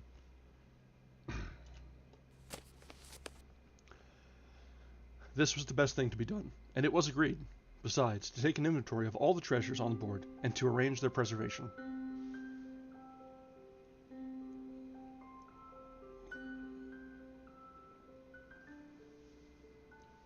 Access to the interior of the brig was now easy. The tide was still going down, and the deck was practicable. The ballast, composed of heavy masses of iron, had broken through in several places. The noise of the sea could be heard as it rushed out at the holes in the hull. Cyrus Harding and his companions, hatchets in hand, advanced along the shattered deck. Cases of all sorts encumbered it, and as they had been but a very short time in the water, their contents were perhaps uninjured. They then busied themselves in placing all this cargo in safety. The water would not return for several hours, and these hours must be employed in the most profitable way. Ayrton and Pencroft had, at the entrance made in the hull, discovered tackle, which would serve to hoist up the barrels and chests. The boat received them and transported them to the shore. They took the articles as they came, intending to sort them afterwards. At any rate, the settlers saw at once, with extreme satisfaction, that the brig possessed a very varied cargo, an assortment of all sorts of articles, utensils, manufactured goods, and tools, such as the ships would make the great coasting trade of Polynesia are usually laden with. It was probable that they would find a little of everything, and they agreed that it was exactly what was necessary for the colony of Lincoln Island. However, and Cyrus Harding observed it in silent astonishment, not only, as has been said, had the hull of the brig enormously suffered from the shock, whatever it was, that had occasioned the catastrophe, but the interior arrangements had been destroyed, especially toward the bows. Partitions and stanchions were smashed, as if some tremendous shell had burst in the interior of the brig. The colonists could easily go fore and aft after having removed the cases as they were extricated. They were not heavy bales, which would have been difficult to remove, but simple packages, of which the stowage, besides, was no longer recognizable. The colonists then reached the stern of the brig, the part formerly surmounted by the poop. It was there that, following Ayrton's directions, they must look for the powder magazine. Cyrus Harding thought that it had not exploded, that it was possible some barrels might be saved, and that the powder, which is usually enclosed in metal coverings, might not have suffered from contact with the water. This, in fact, was just what had happened. They extricated from among a large number of shot 20 barrels, the inside of which were lined with copper. Pencroft was convinced, by the evidence of his own eyes, that the destruction of the Speedy could not be attributed to an explosion. That part of the hull in which the magazines was situated was, moreover, that which had suffered least. "It may be so," said the obstinate sailor, "but as to a rock, there is not one in the channel." "Then how did it happen?" asked Herbert. "I don't know," answered Pencroft. "Captain Harding doesn't know, and nobody knows, or ever will know." Several hours had passed during these researches, and the tide began to flow. Work must be suspended for the present. There was no fear of the brig being carried away by the sea, for she was already fixed as firmly as if moored by her anchors. They could, therefore, without inconvenience, wait until the next day to resume operations. But as to the vessel itself, she was doomed. It would be best to hasten to save the remains of her hull, as she would not be long in disappearing in the quicksands of the channel. It was now 5 o'clock in the evening. It had been a hard day's work for the men. They ate with good appetite, and notwithstanding their fatigue, they could not resist, after dinner, their desire of inspecting the cases which composed the cargo of the Speedy. Most of them contained clothes, which, as may be believed, was well received. There was enough to clothe a whole colony, linen for everyone's use, shoes for everyone's feet. "We are too rich!" exclaimed Pencroft. "But what are we going to do with all this?" And every moment burst forth the hurrahs of the delighted sailor when he caught a sight of the barrels of gunpowder, firearms and sidearms, balls of cotton, implements of husbandry, carpenters, joiners, and blacksmiths' tools, and boxes of all kinds of seeds, not in the least injured by their short sojourn in the water.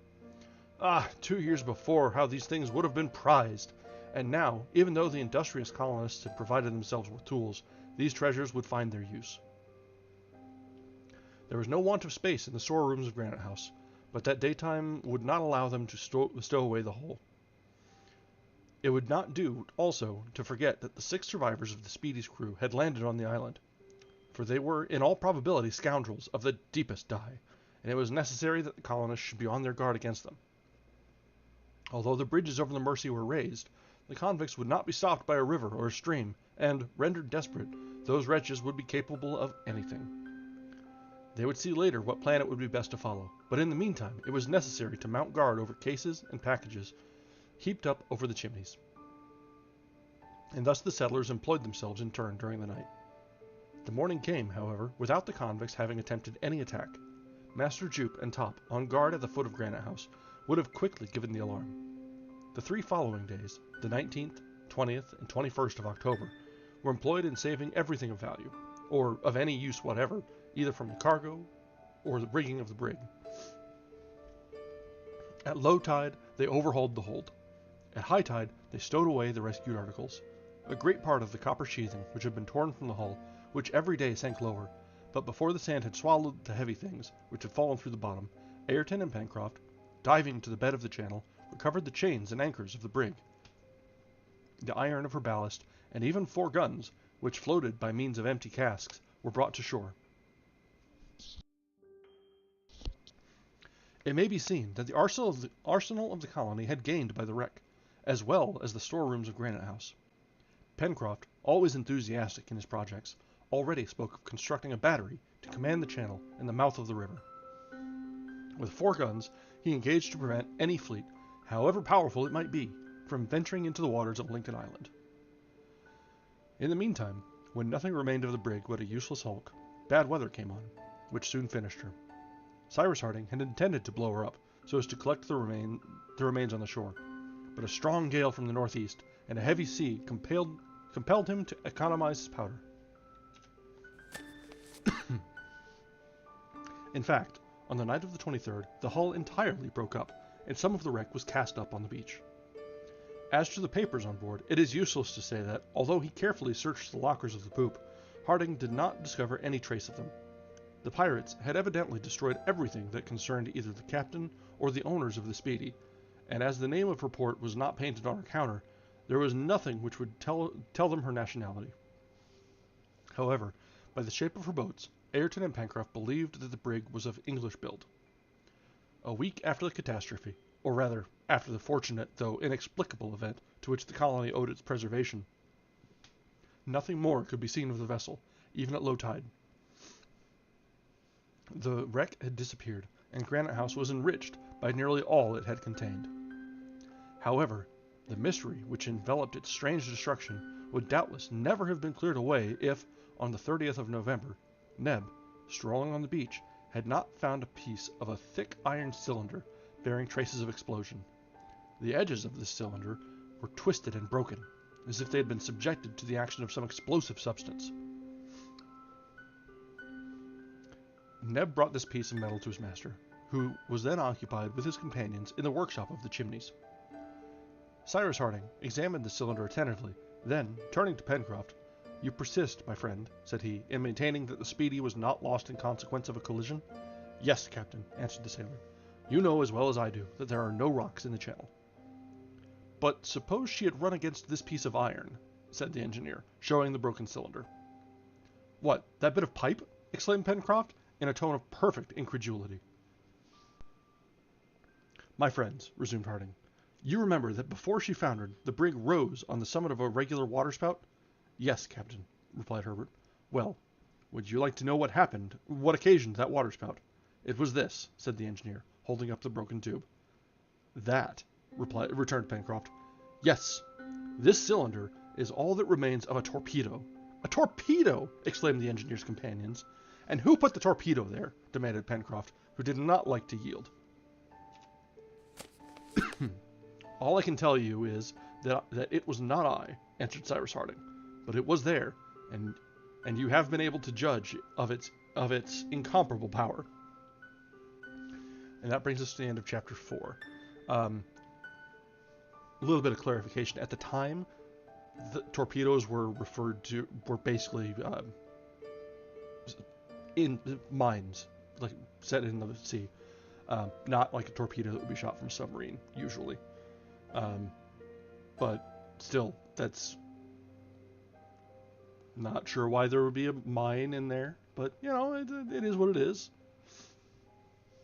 But yeah, so they've been saved and made all the richer, all the more comfortable. But there are still some of the pirates that made it to shore. Are they still out there? Did something else get them? And really, who saved them? There's still more to be found out. For every mystery that is resolved, there's more to come. So we'll see if there's any more to tell us in this next chapter. So we'll carry on here to chapter 5.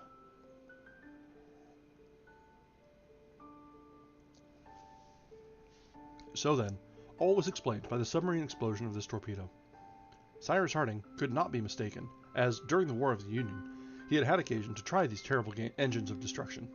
It was under the action of this cylinder, charged with some explosive substance, nitroglycerin, picrate, or some other material of the same nature, that the water of the channel had been raised like a dome, the bottom of the brig crushed in, and had sunk instantly. The damage done to her hull being so considerable that it was impossible to refloat her. The Speedy had not been able to withstand a torpedo that would have destroyed an ironclad as easily as a fishing boat. Yes, all was explained, everything, except the presence of the torpedo in the waters of the channel. "My friends, then," said Cyrus Harding, "we can no longer be in doubt as to the presence of a mysterious being, a castaway like us, perhaps, abandoned on our island. And I say this in order that Ayrton may be acquainted with all the strange events which have occurred during these 2 years. Who this beneficent stranger is, whose intervention has, so fortunately for us, been manifested on many occasions, I cannot imagine. What his object can be in acting thus, in concealing himself, after rendering us so many services, I cannot understand. But his services are not the less real, and are of such a nature that only a man possessed of prodigious power could render them. Ayrton is indebted to him as much as we are, for if it was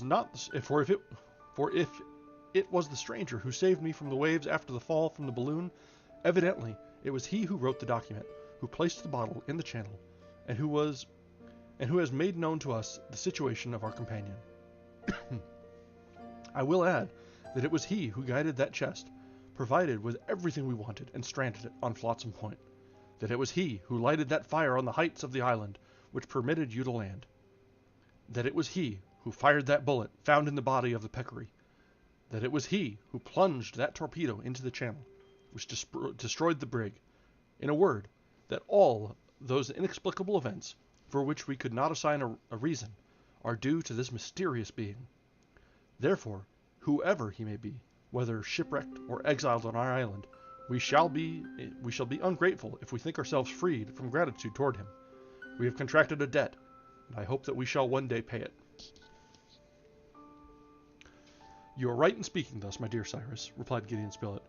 Yes, there is an almost all-powerful being, hidden in some part of the island, whose influence has been singularly useful to our colony. I will add that the unknown appears to possess means of action which border on the supernatural, if, in the events of practical life, the supernatural were recognizable. Is it he who, in secret communication with us by the well in Granite House, and has he thus a knowledge of all our plans? Was it he who threw us that bottle when the possessed made her first cruise? Was it he who threw Top out of the lake and killed the dugong? Was it he who, as everything leads us to believe, saved you from the waves, and that under circumstances in which anyone else would not have been able to act? If it was he possesses a power which renders him master of the elements.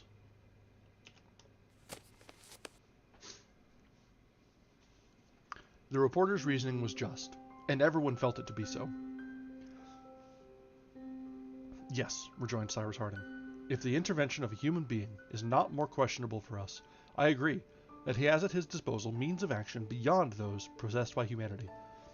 There is a mystery still, but if we discover the man, the mystery will be discovered also. The question, then, is, ought we to respect the incognito of this generous being, or ought we to do everything to find him out? What is your opinion on the matter? My opinion, said Pencroft, is that whoever he may be, he is a brave man, and he has my esteem. Be it so, answered Harding, but that is not an answer, Pencroft. Master, then said Neb, my idea is that we may search as long as we like for this gentleman whom we were talking about, but that we shall not discover him till he pleases. That's not bad. What you say, Neb, observed Pencroft. I am of Neb's opinion, said Gideon Spilett, but that is no reason for not attempting the adventure. Whether we find this mysterious being or not, we shall at least have fulfilled our duty towards him. And you, my boy, give us your opinion, said the engineer, turning to Herbert. Oh, cried Herbert, his countenance full of animation. How I should like to thank him, he who saved you first, and who has now saved us. Of course, my boy, replied Pencroft. So would I, and all of us. I am not inquisitive, but I would give one of my eyes to see this individual face to face. It seems to me he must be handsome, tall, strong, with a splendid beard, radiant hair, and that he must be seated on clouds, a great ball in his hands. But, Pencroft, answered Spilett, you are describing a picture of the Creator. Possibly, Mr. Spilett, replied the sailor, but that is how I imagine him. And you, Ayrton. Captain Harding, replied Ayrton, I can give you no better advice in this matter. Whatever you do will be best. When you wish me to join you in your researches, I am ready to follow you. I thank you, Ayrton, answered Cyrus Harding, but I should like a more direct answer to the question I put to you. You are our companion. You have already endangered your life several times for us, and you, as well as the rest, ought to be consulted in the matter of any important decision. Speak, therefore. Captain Harding, replied Ayrton, I think that we ought to do everything to discover this unknown benefactor. Perhaps he is alone. Perhaps he is suffering. Perhaps he has a life to be renewed. I, too, as you said, have a debt of gratitude to pay him. It was he. It could be only he who must have come to Tabor Island, who found there the wretch you knew, and who made known to you that there was an unfortunate man there to be saved. Therefore it is, thanks to him, that I have become a man again. No, I will never forget him. That is settled then, said Cyrus Harding. We will begin our researches as soon as possible. We will not leave a corner of the island unexplored. We will search into its most secret recesses, and will hope that our unknown friend will pardon us in consideration of our intentions.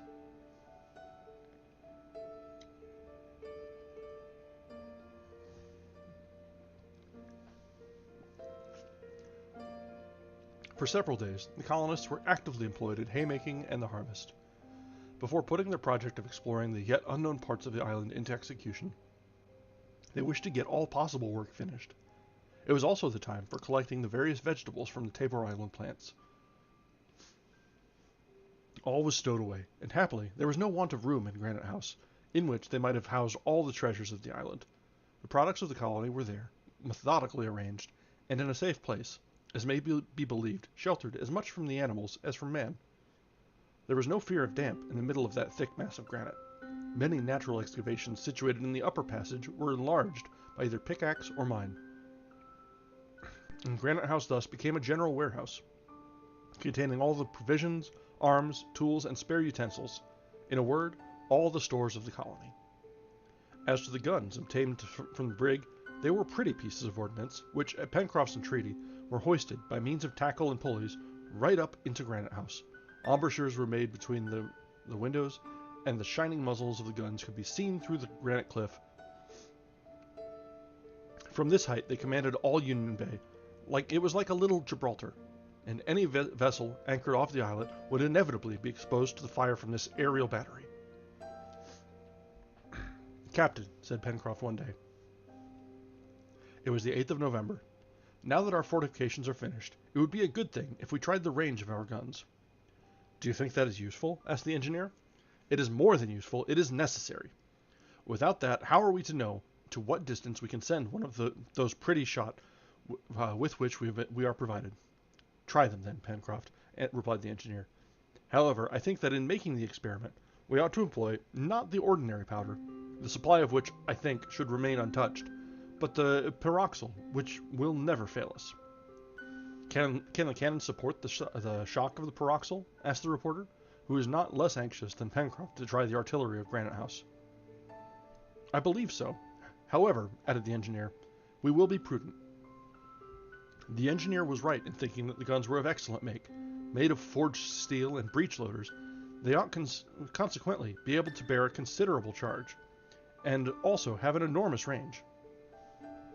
In fact, as regards practical effect, the transit described by the ball ought to be as extended as possible, and this tension could only be obtained under the condition that the projectile should be impelled with a very great initial velocity.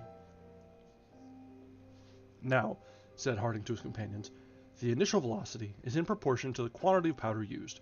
In the fabrication of these pieces, everything depends on employing a metal with the highest possible power of resistance, and steel is incontestably that metal of all others which resists the best. I have therefore reason to believe that our guns will bear without risk the expansion of the pyroxyle gas, and will give excellent results."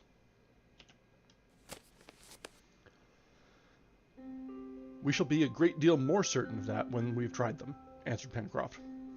It is unnecessary to say that the 4 cannons were in perfect order. Since they had been taken from the water, the sailor had bestowed great care upon them. How many hours he had spent in rubbing, greasing, and polishing them, and in cleaning the mechanism. And now the pieces were as brilliant as if they had been on board a frigate of the United States Navy. On this day, therefore, in presence of all the members of the colony, including Messrs. Jup and Top, the 4 cannon were successively tried. They were charged with pyroxyle, taking into consideration its explosive power, which, as has been said, is 4 times that of ordinary power. The projectile to be fired was cylindroconic. Pencroft, holding the end of the quick match, stood ready to fire. At Harding's signal, he fired. The shot, passing over the islet, fell into the sea at a distance which could not be calculated with exactitude.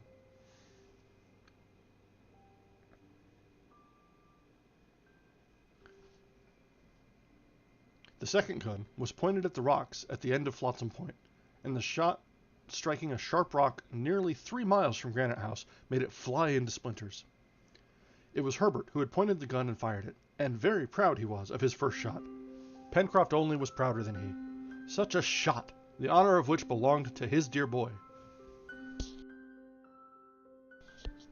The third shot, aimed this time at the downs forming the upper side of Union Bay, struck the sand at a distance of 4 miles, then, having ricocheted, was lost in the sea in a cloud of spray. For the fourth piece, Cyrus Harding slightly increased the charge, so as to try its extreme range. Then, all standing aside for fear of its bursting, the match was lighted by means of a long cord. A tremendous report was heard, but the piece had held good, and the colonists, rushing to the windows, saw the shot graze the rocks of Mandible Cape, nearly 5 miles from Granite House, and disappear in Shark Gulf. "Well, Captain," exclaimed Pencroft, whose cheers might have rivaled the reports themselves, "what do you say of our battery? All the pirates in the Pacific have only to present themselves before Granite House. Not one can land there now without our permission." "Believe me, Pencroft," replied the engineer, "it would be better not to have to make the experiment." "Well," said the sailor, "what ought to be done with regard to those 6 villains who are roaming about the island? Are we to leave them to overrun our forests, our fields, our plantations? These pirates are regular jaguars, and it seems to me we ought not to hesitate to treat them as such. What do you think, Ayrton?" added Pencroft, turning to his companion. Ayrton hesitated at first to reply, and Cyrus Harding regretted that Pencroft had so thoughtlessly put this question, and he was much moved when Ayrton replied in a humble tone, "I have been one of those jaguars, Mr. Pencroft. I have no right to speak." And with a slow step, he walked away. Pencroft understood. "What a brute I am!" he exclaimed. "Poor Ayrton! He has as much right to speak here as anyone." "Yes," said Gideon Spilett, "but his reserve does him honor, and it is right to respect the feeling which he has about his sad past."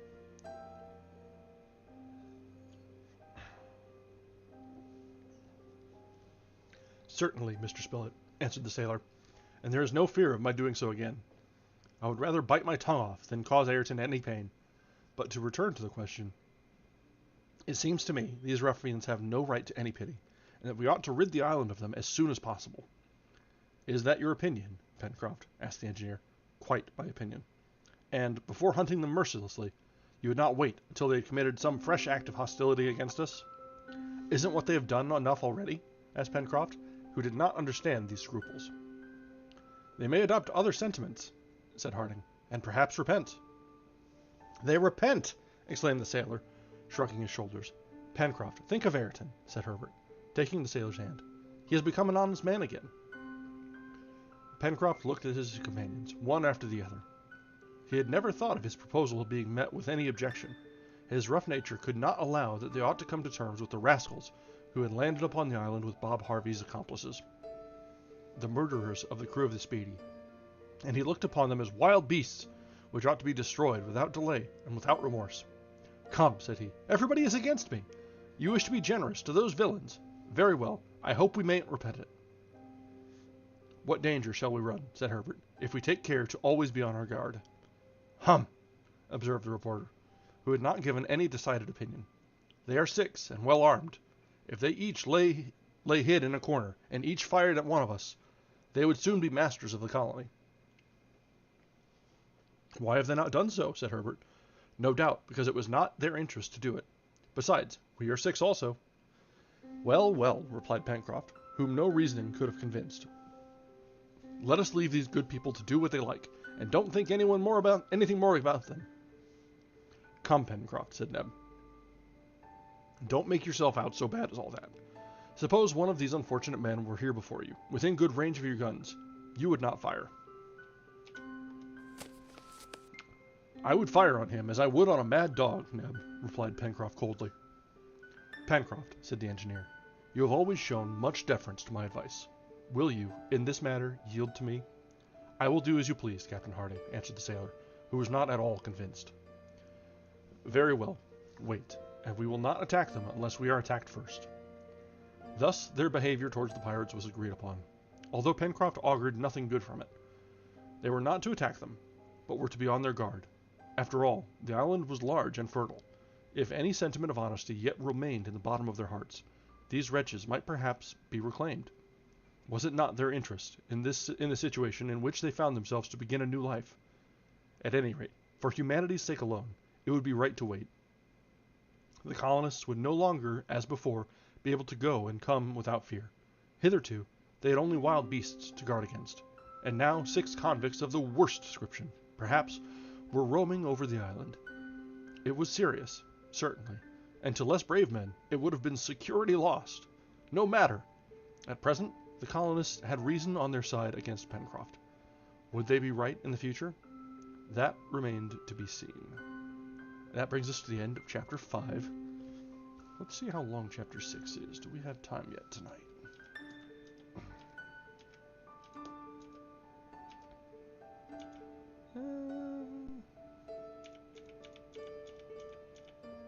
About 7 pages. Yeah, let's give it a try. We might run a little over tonight, but we'll get through Chapter 6, and that'll probably be a good stopping point.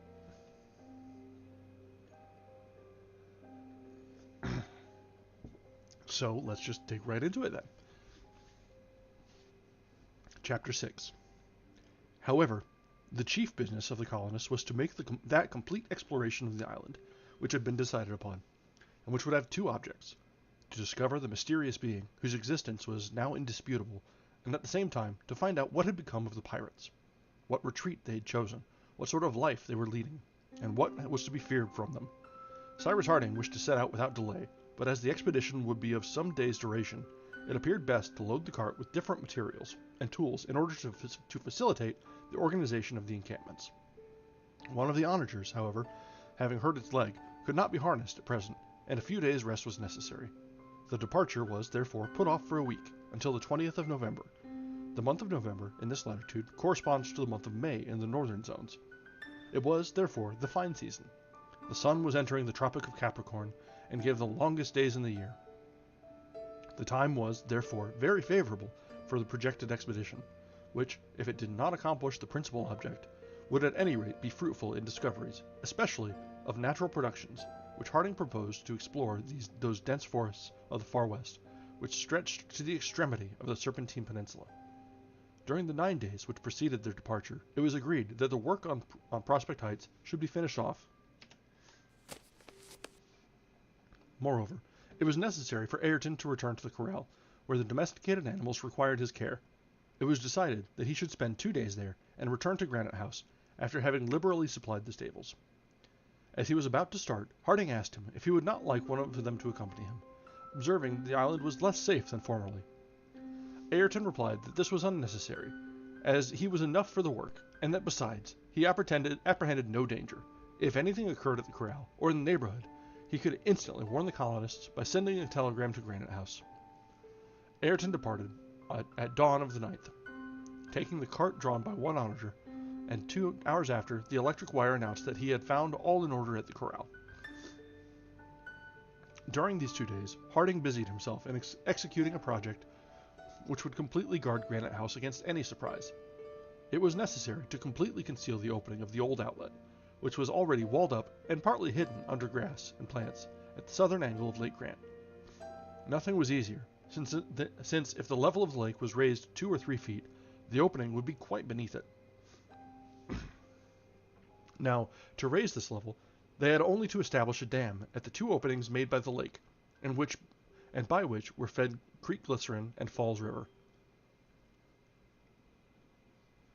The colonists worked with a will, and the 2 dams, which besides did not exceed 8 feet in width by 3 in height, were rapidly erected by means of well-cemented blocks of stone. This work finished, it would have been impossible to guess that at that part of the lake there existed a subterranean passage through which the overflow of the lake formerly escaped. Of course, the little stream which fed the reservoir of Granite House and worked the lift had been carefully preserved, and the water could not fail. The lift, once raised, this sure and comfortable retreat would be safe from any surprise. This work had been so quickly done that Pencroft, Gideon Spilett, and Herbert found time to make an expedition to Port Balloon. The sailor was very anxious to know if the little creek in which the Bonadventure was moored had been visited by the convicts. These gentlemen, he observed, landed on the south coast, and if they followed the shore, as is to be feared, then they may have discovered the little harbor, and in that case, I wouldn't give $50 for our Bonadventure. Pencroft's apprehensions were not without foundation, and a visit to Port Balloon appeared to be very desirable. The sailor and his companions set off on the 10th of November, after dinner, well armed, Pencroft ostentatiously slipping 2 bullets into each barrel of his rifle, shook his head in a way which betokened nothing good to any one who approached too near him, whether man or beast, as he said. Gideon Spilett and Herbert also took their guns, and about 3 o'clock all 3 left Granite House. Neb accompanied them to the turn of the Mercy, and after they had crossed, he raised the bridge. It was agreed that a gunshot should announce the colonists' return, and that at the signal, Neb should return and re-establish the communication between the 2 banks of the river. The little band advanced directly along the road which led to the southern coast of the island. This was only a distance of 3 miles and a half, but Gideon Spilett and his companions took 2 hours to traverse it.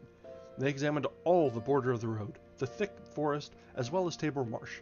They found no trace of the fugitives, who, no doubt, not having yet discovered the number of the colonists, or the means of defense which they had at their disposal, had gained the less accessible parts of the island. Arrived at Port Balloon, Pencroft saw with extreme satisfaction that the Bonadventure was tranquilly floating in the narrow creek. However, Port Balloon was so well hidden among high rocks that it could scarcely be discovered either from the land or the sea. "Come," said Pencroft, "the blackguards have not been here yet. Long grass suits reptiles best, and evidently we shall find them in the far west. And it's very lucky, for if they had found the Bonadventure at Herbert, they would have gone off in her, and we should not have been prevented from returning to Tabor Island." "Indeed," remarked the reporter, "it will be important to take a document there which will make known the situation of Lincoln Island, and Ayrton's new residence, in case the Scotch yacht returns to fetch him." "Well, the Bonadventure is always there, Mr. Spilett," answered the sailor. "She and her crew are ready to start off at a moment's notice."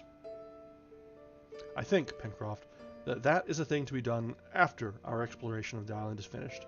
It is possible, after all, that the stranger, if we manage to find him, may know as much about Tabor Island as about Lincoln Island. Do not forget that he is certainly the author of the document, and he may, perhaps, know how far we may count on the return of the yacht."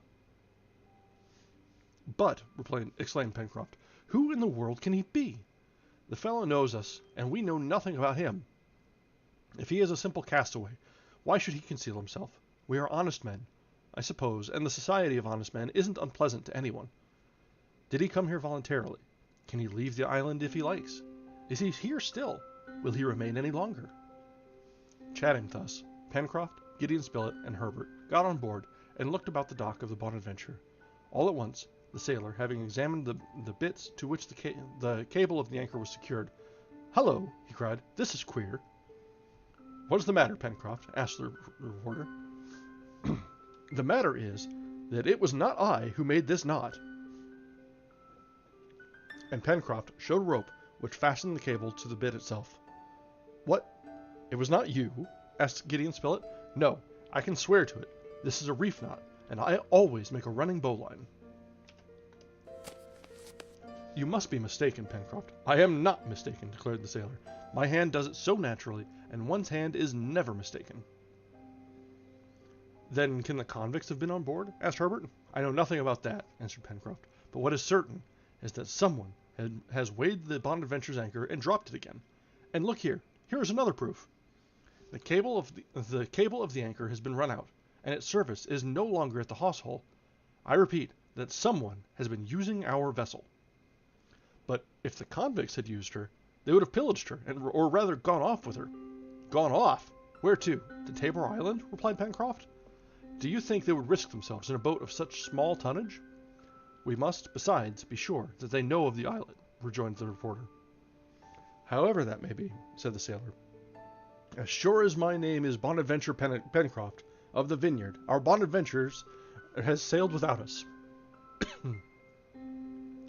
The sailor was positive that neither Gideon Spilett nor Herbert could dispute his statement.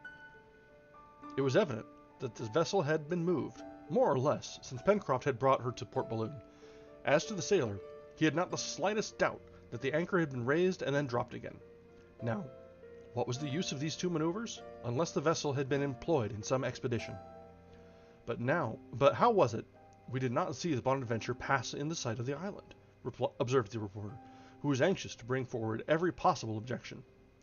Why, Mr. Spilett, replied the sailor, they would only have to start in the night with a good breeze, and they would be out of sight of the island in 2 hours.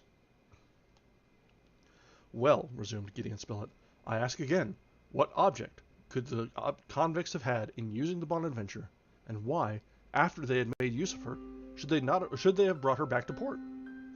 Why, Mr. Spilett, replied the sailor, we must put that among the unaccountable things, and not think anything more about it. The chief thing is the Bonadventure was there, and she is there now.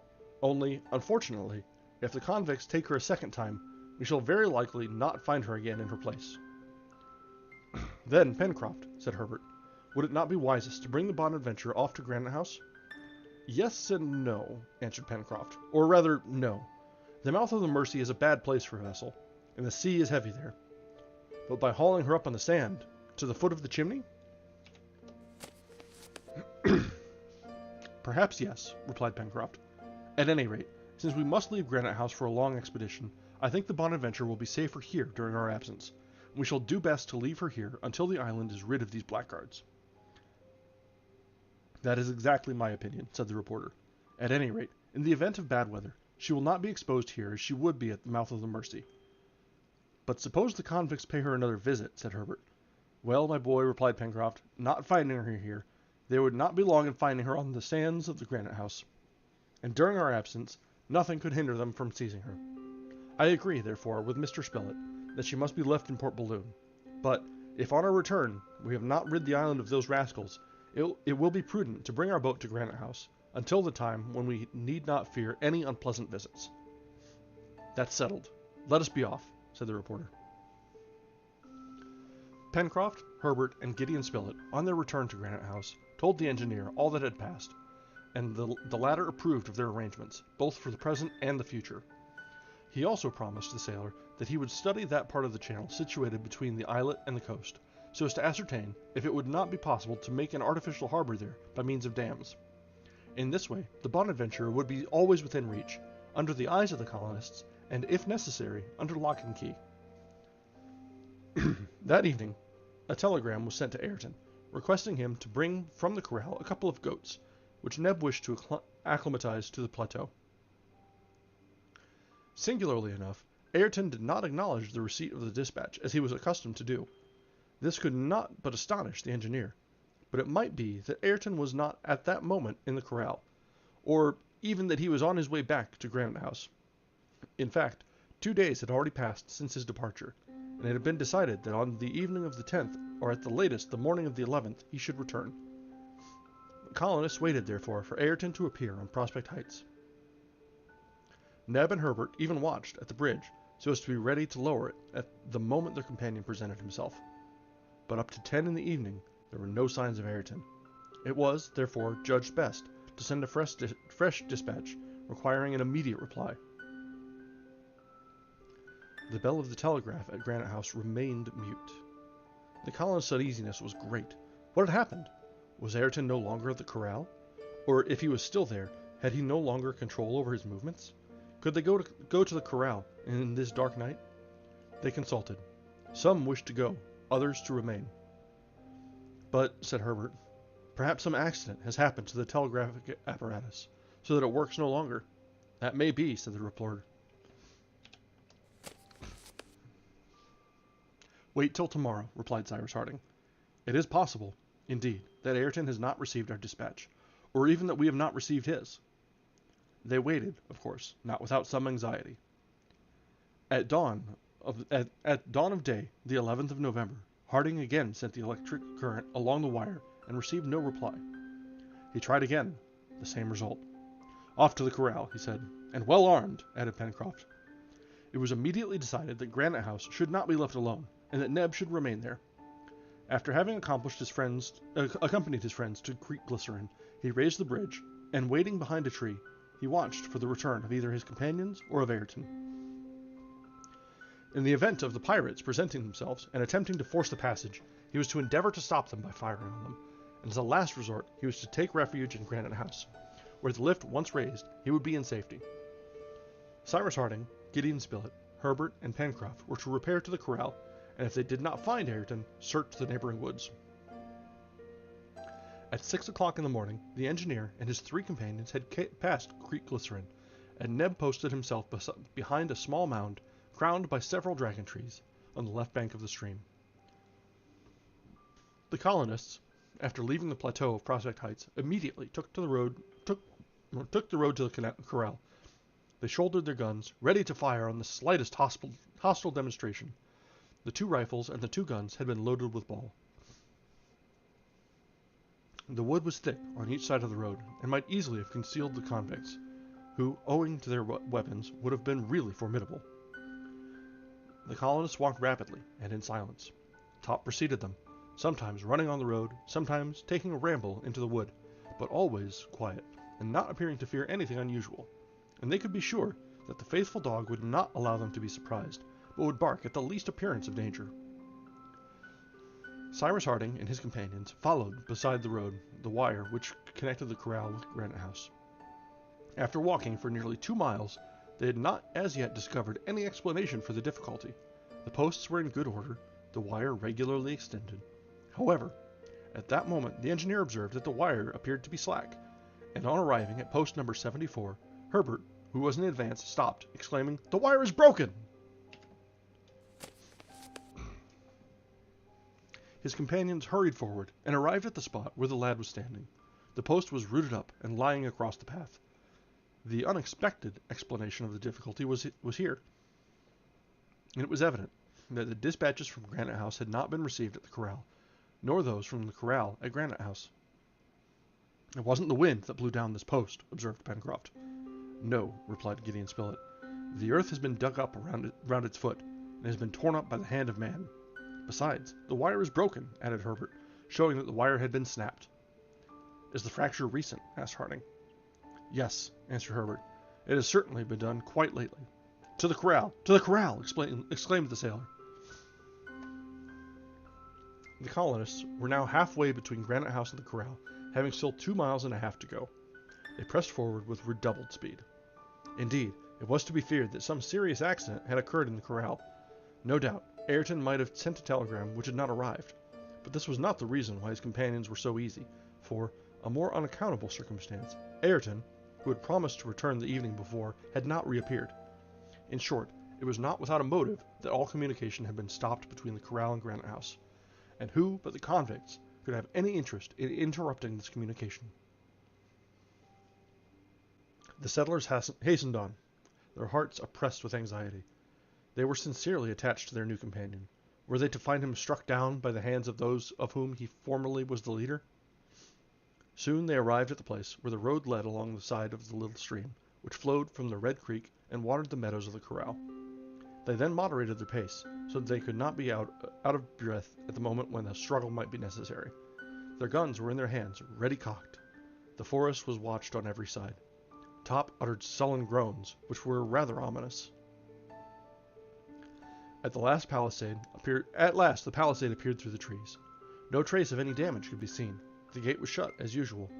Deep silence reigned in the corral. Neither the accustomed bleating of the sheep nor Ayrton's voice could be heard. "Let us enter," said Cyrus Harding. And the engineer advanced, while his companions, keeping watch about 20 paces behind him, were ready to fire at a moment's notice. Harding raised the inner latch of the gate, and was about to push it back when Top barked loudly. A report sounded and was responded to by a cry of pain. Herbert, struck by a bullet, lay stretched on the ground. And that's the end of chapter 6. And a wonderful cliffhanger, if I do say myself. So, let's go ahead and end here tonight. So we've seen the rise and fall of the pirates, the mysterious end to the pirate threat, but not all of them. There's some of them left, and they may be here, or it could be something else. There's really no way to tell until next time. So thank you for joining me tonight, guys. I've had a little bit of a scratch in my throat tonight, so we'll see if we can get that sorted by tomorrow. And we'll return tomorrow to see what has happened to poor Ayrton over at the corral with the sheep and their little livestock pens.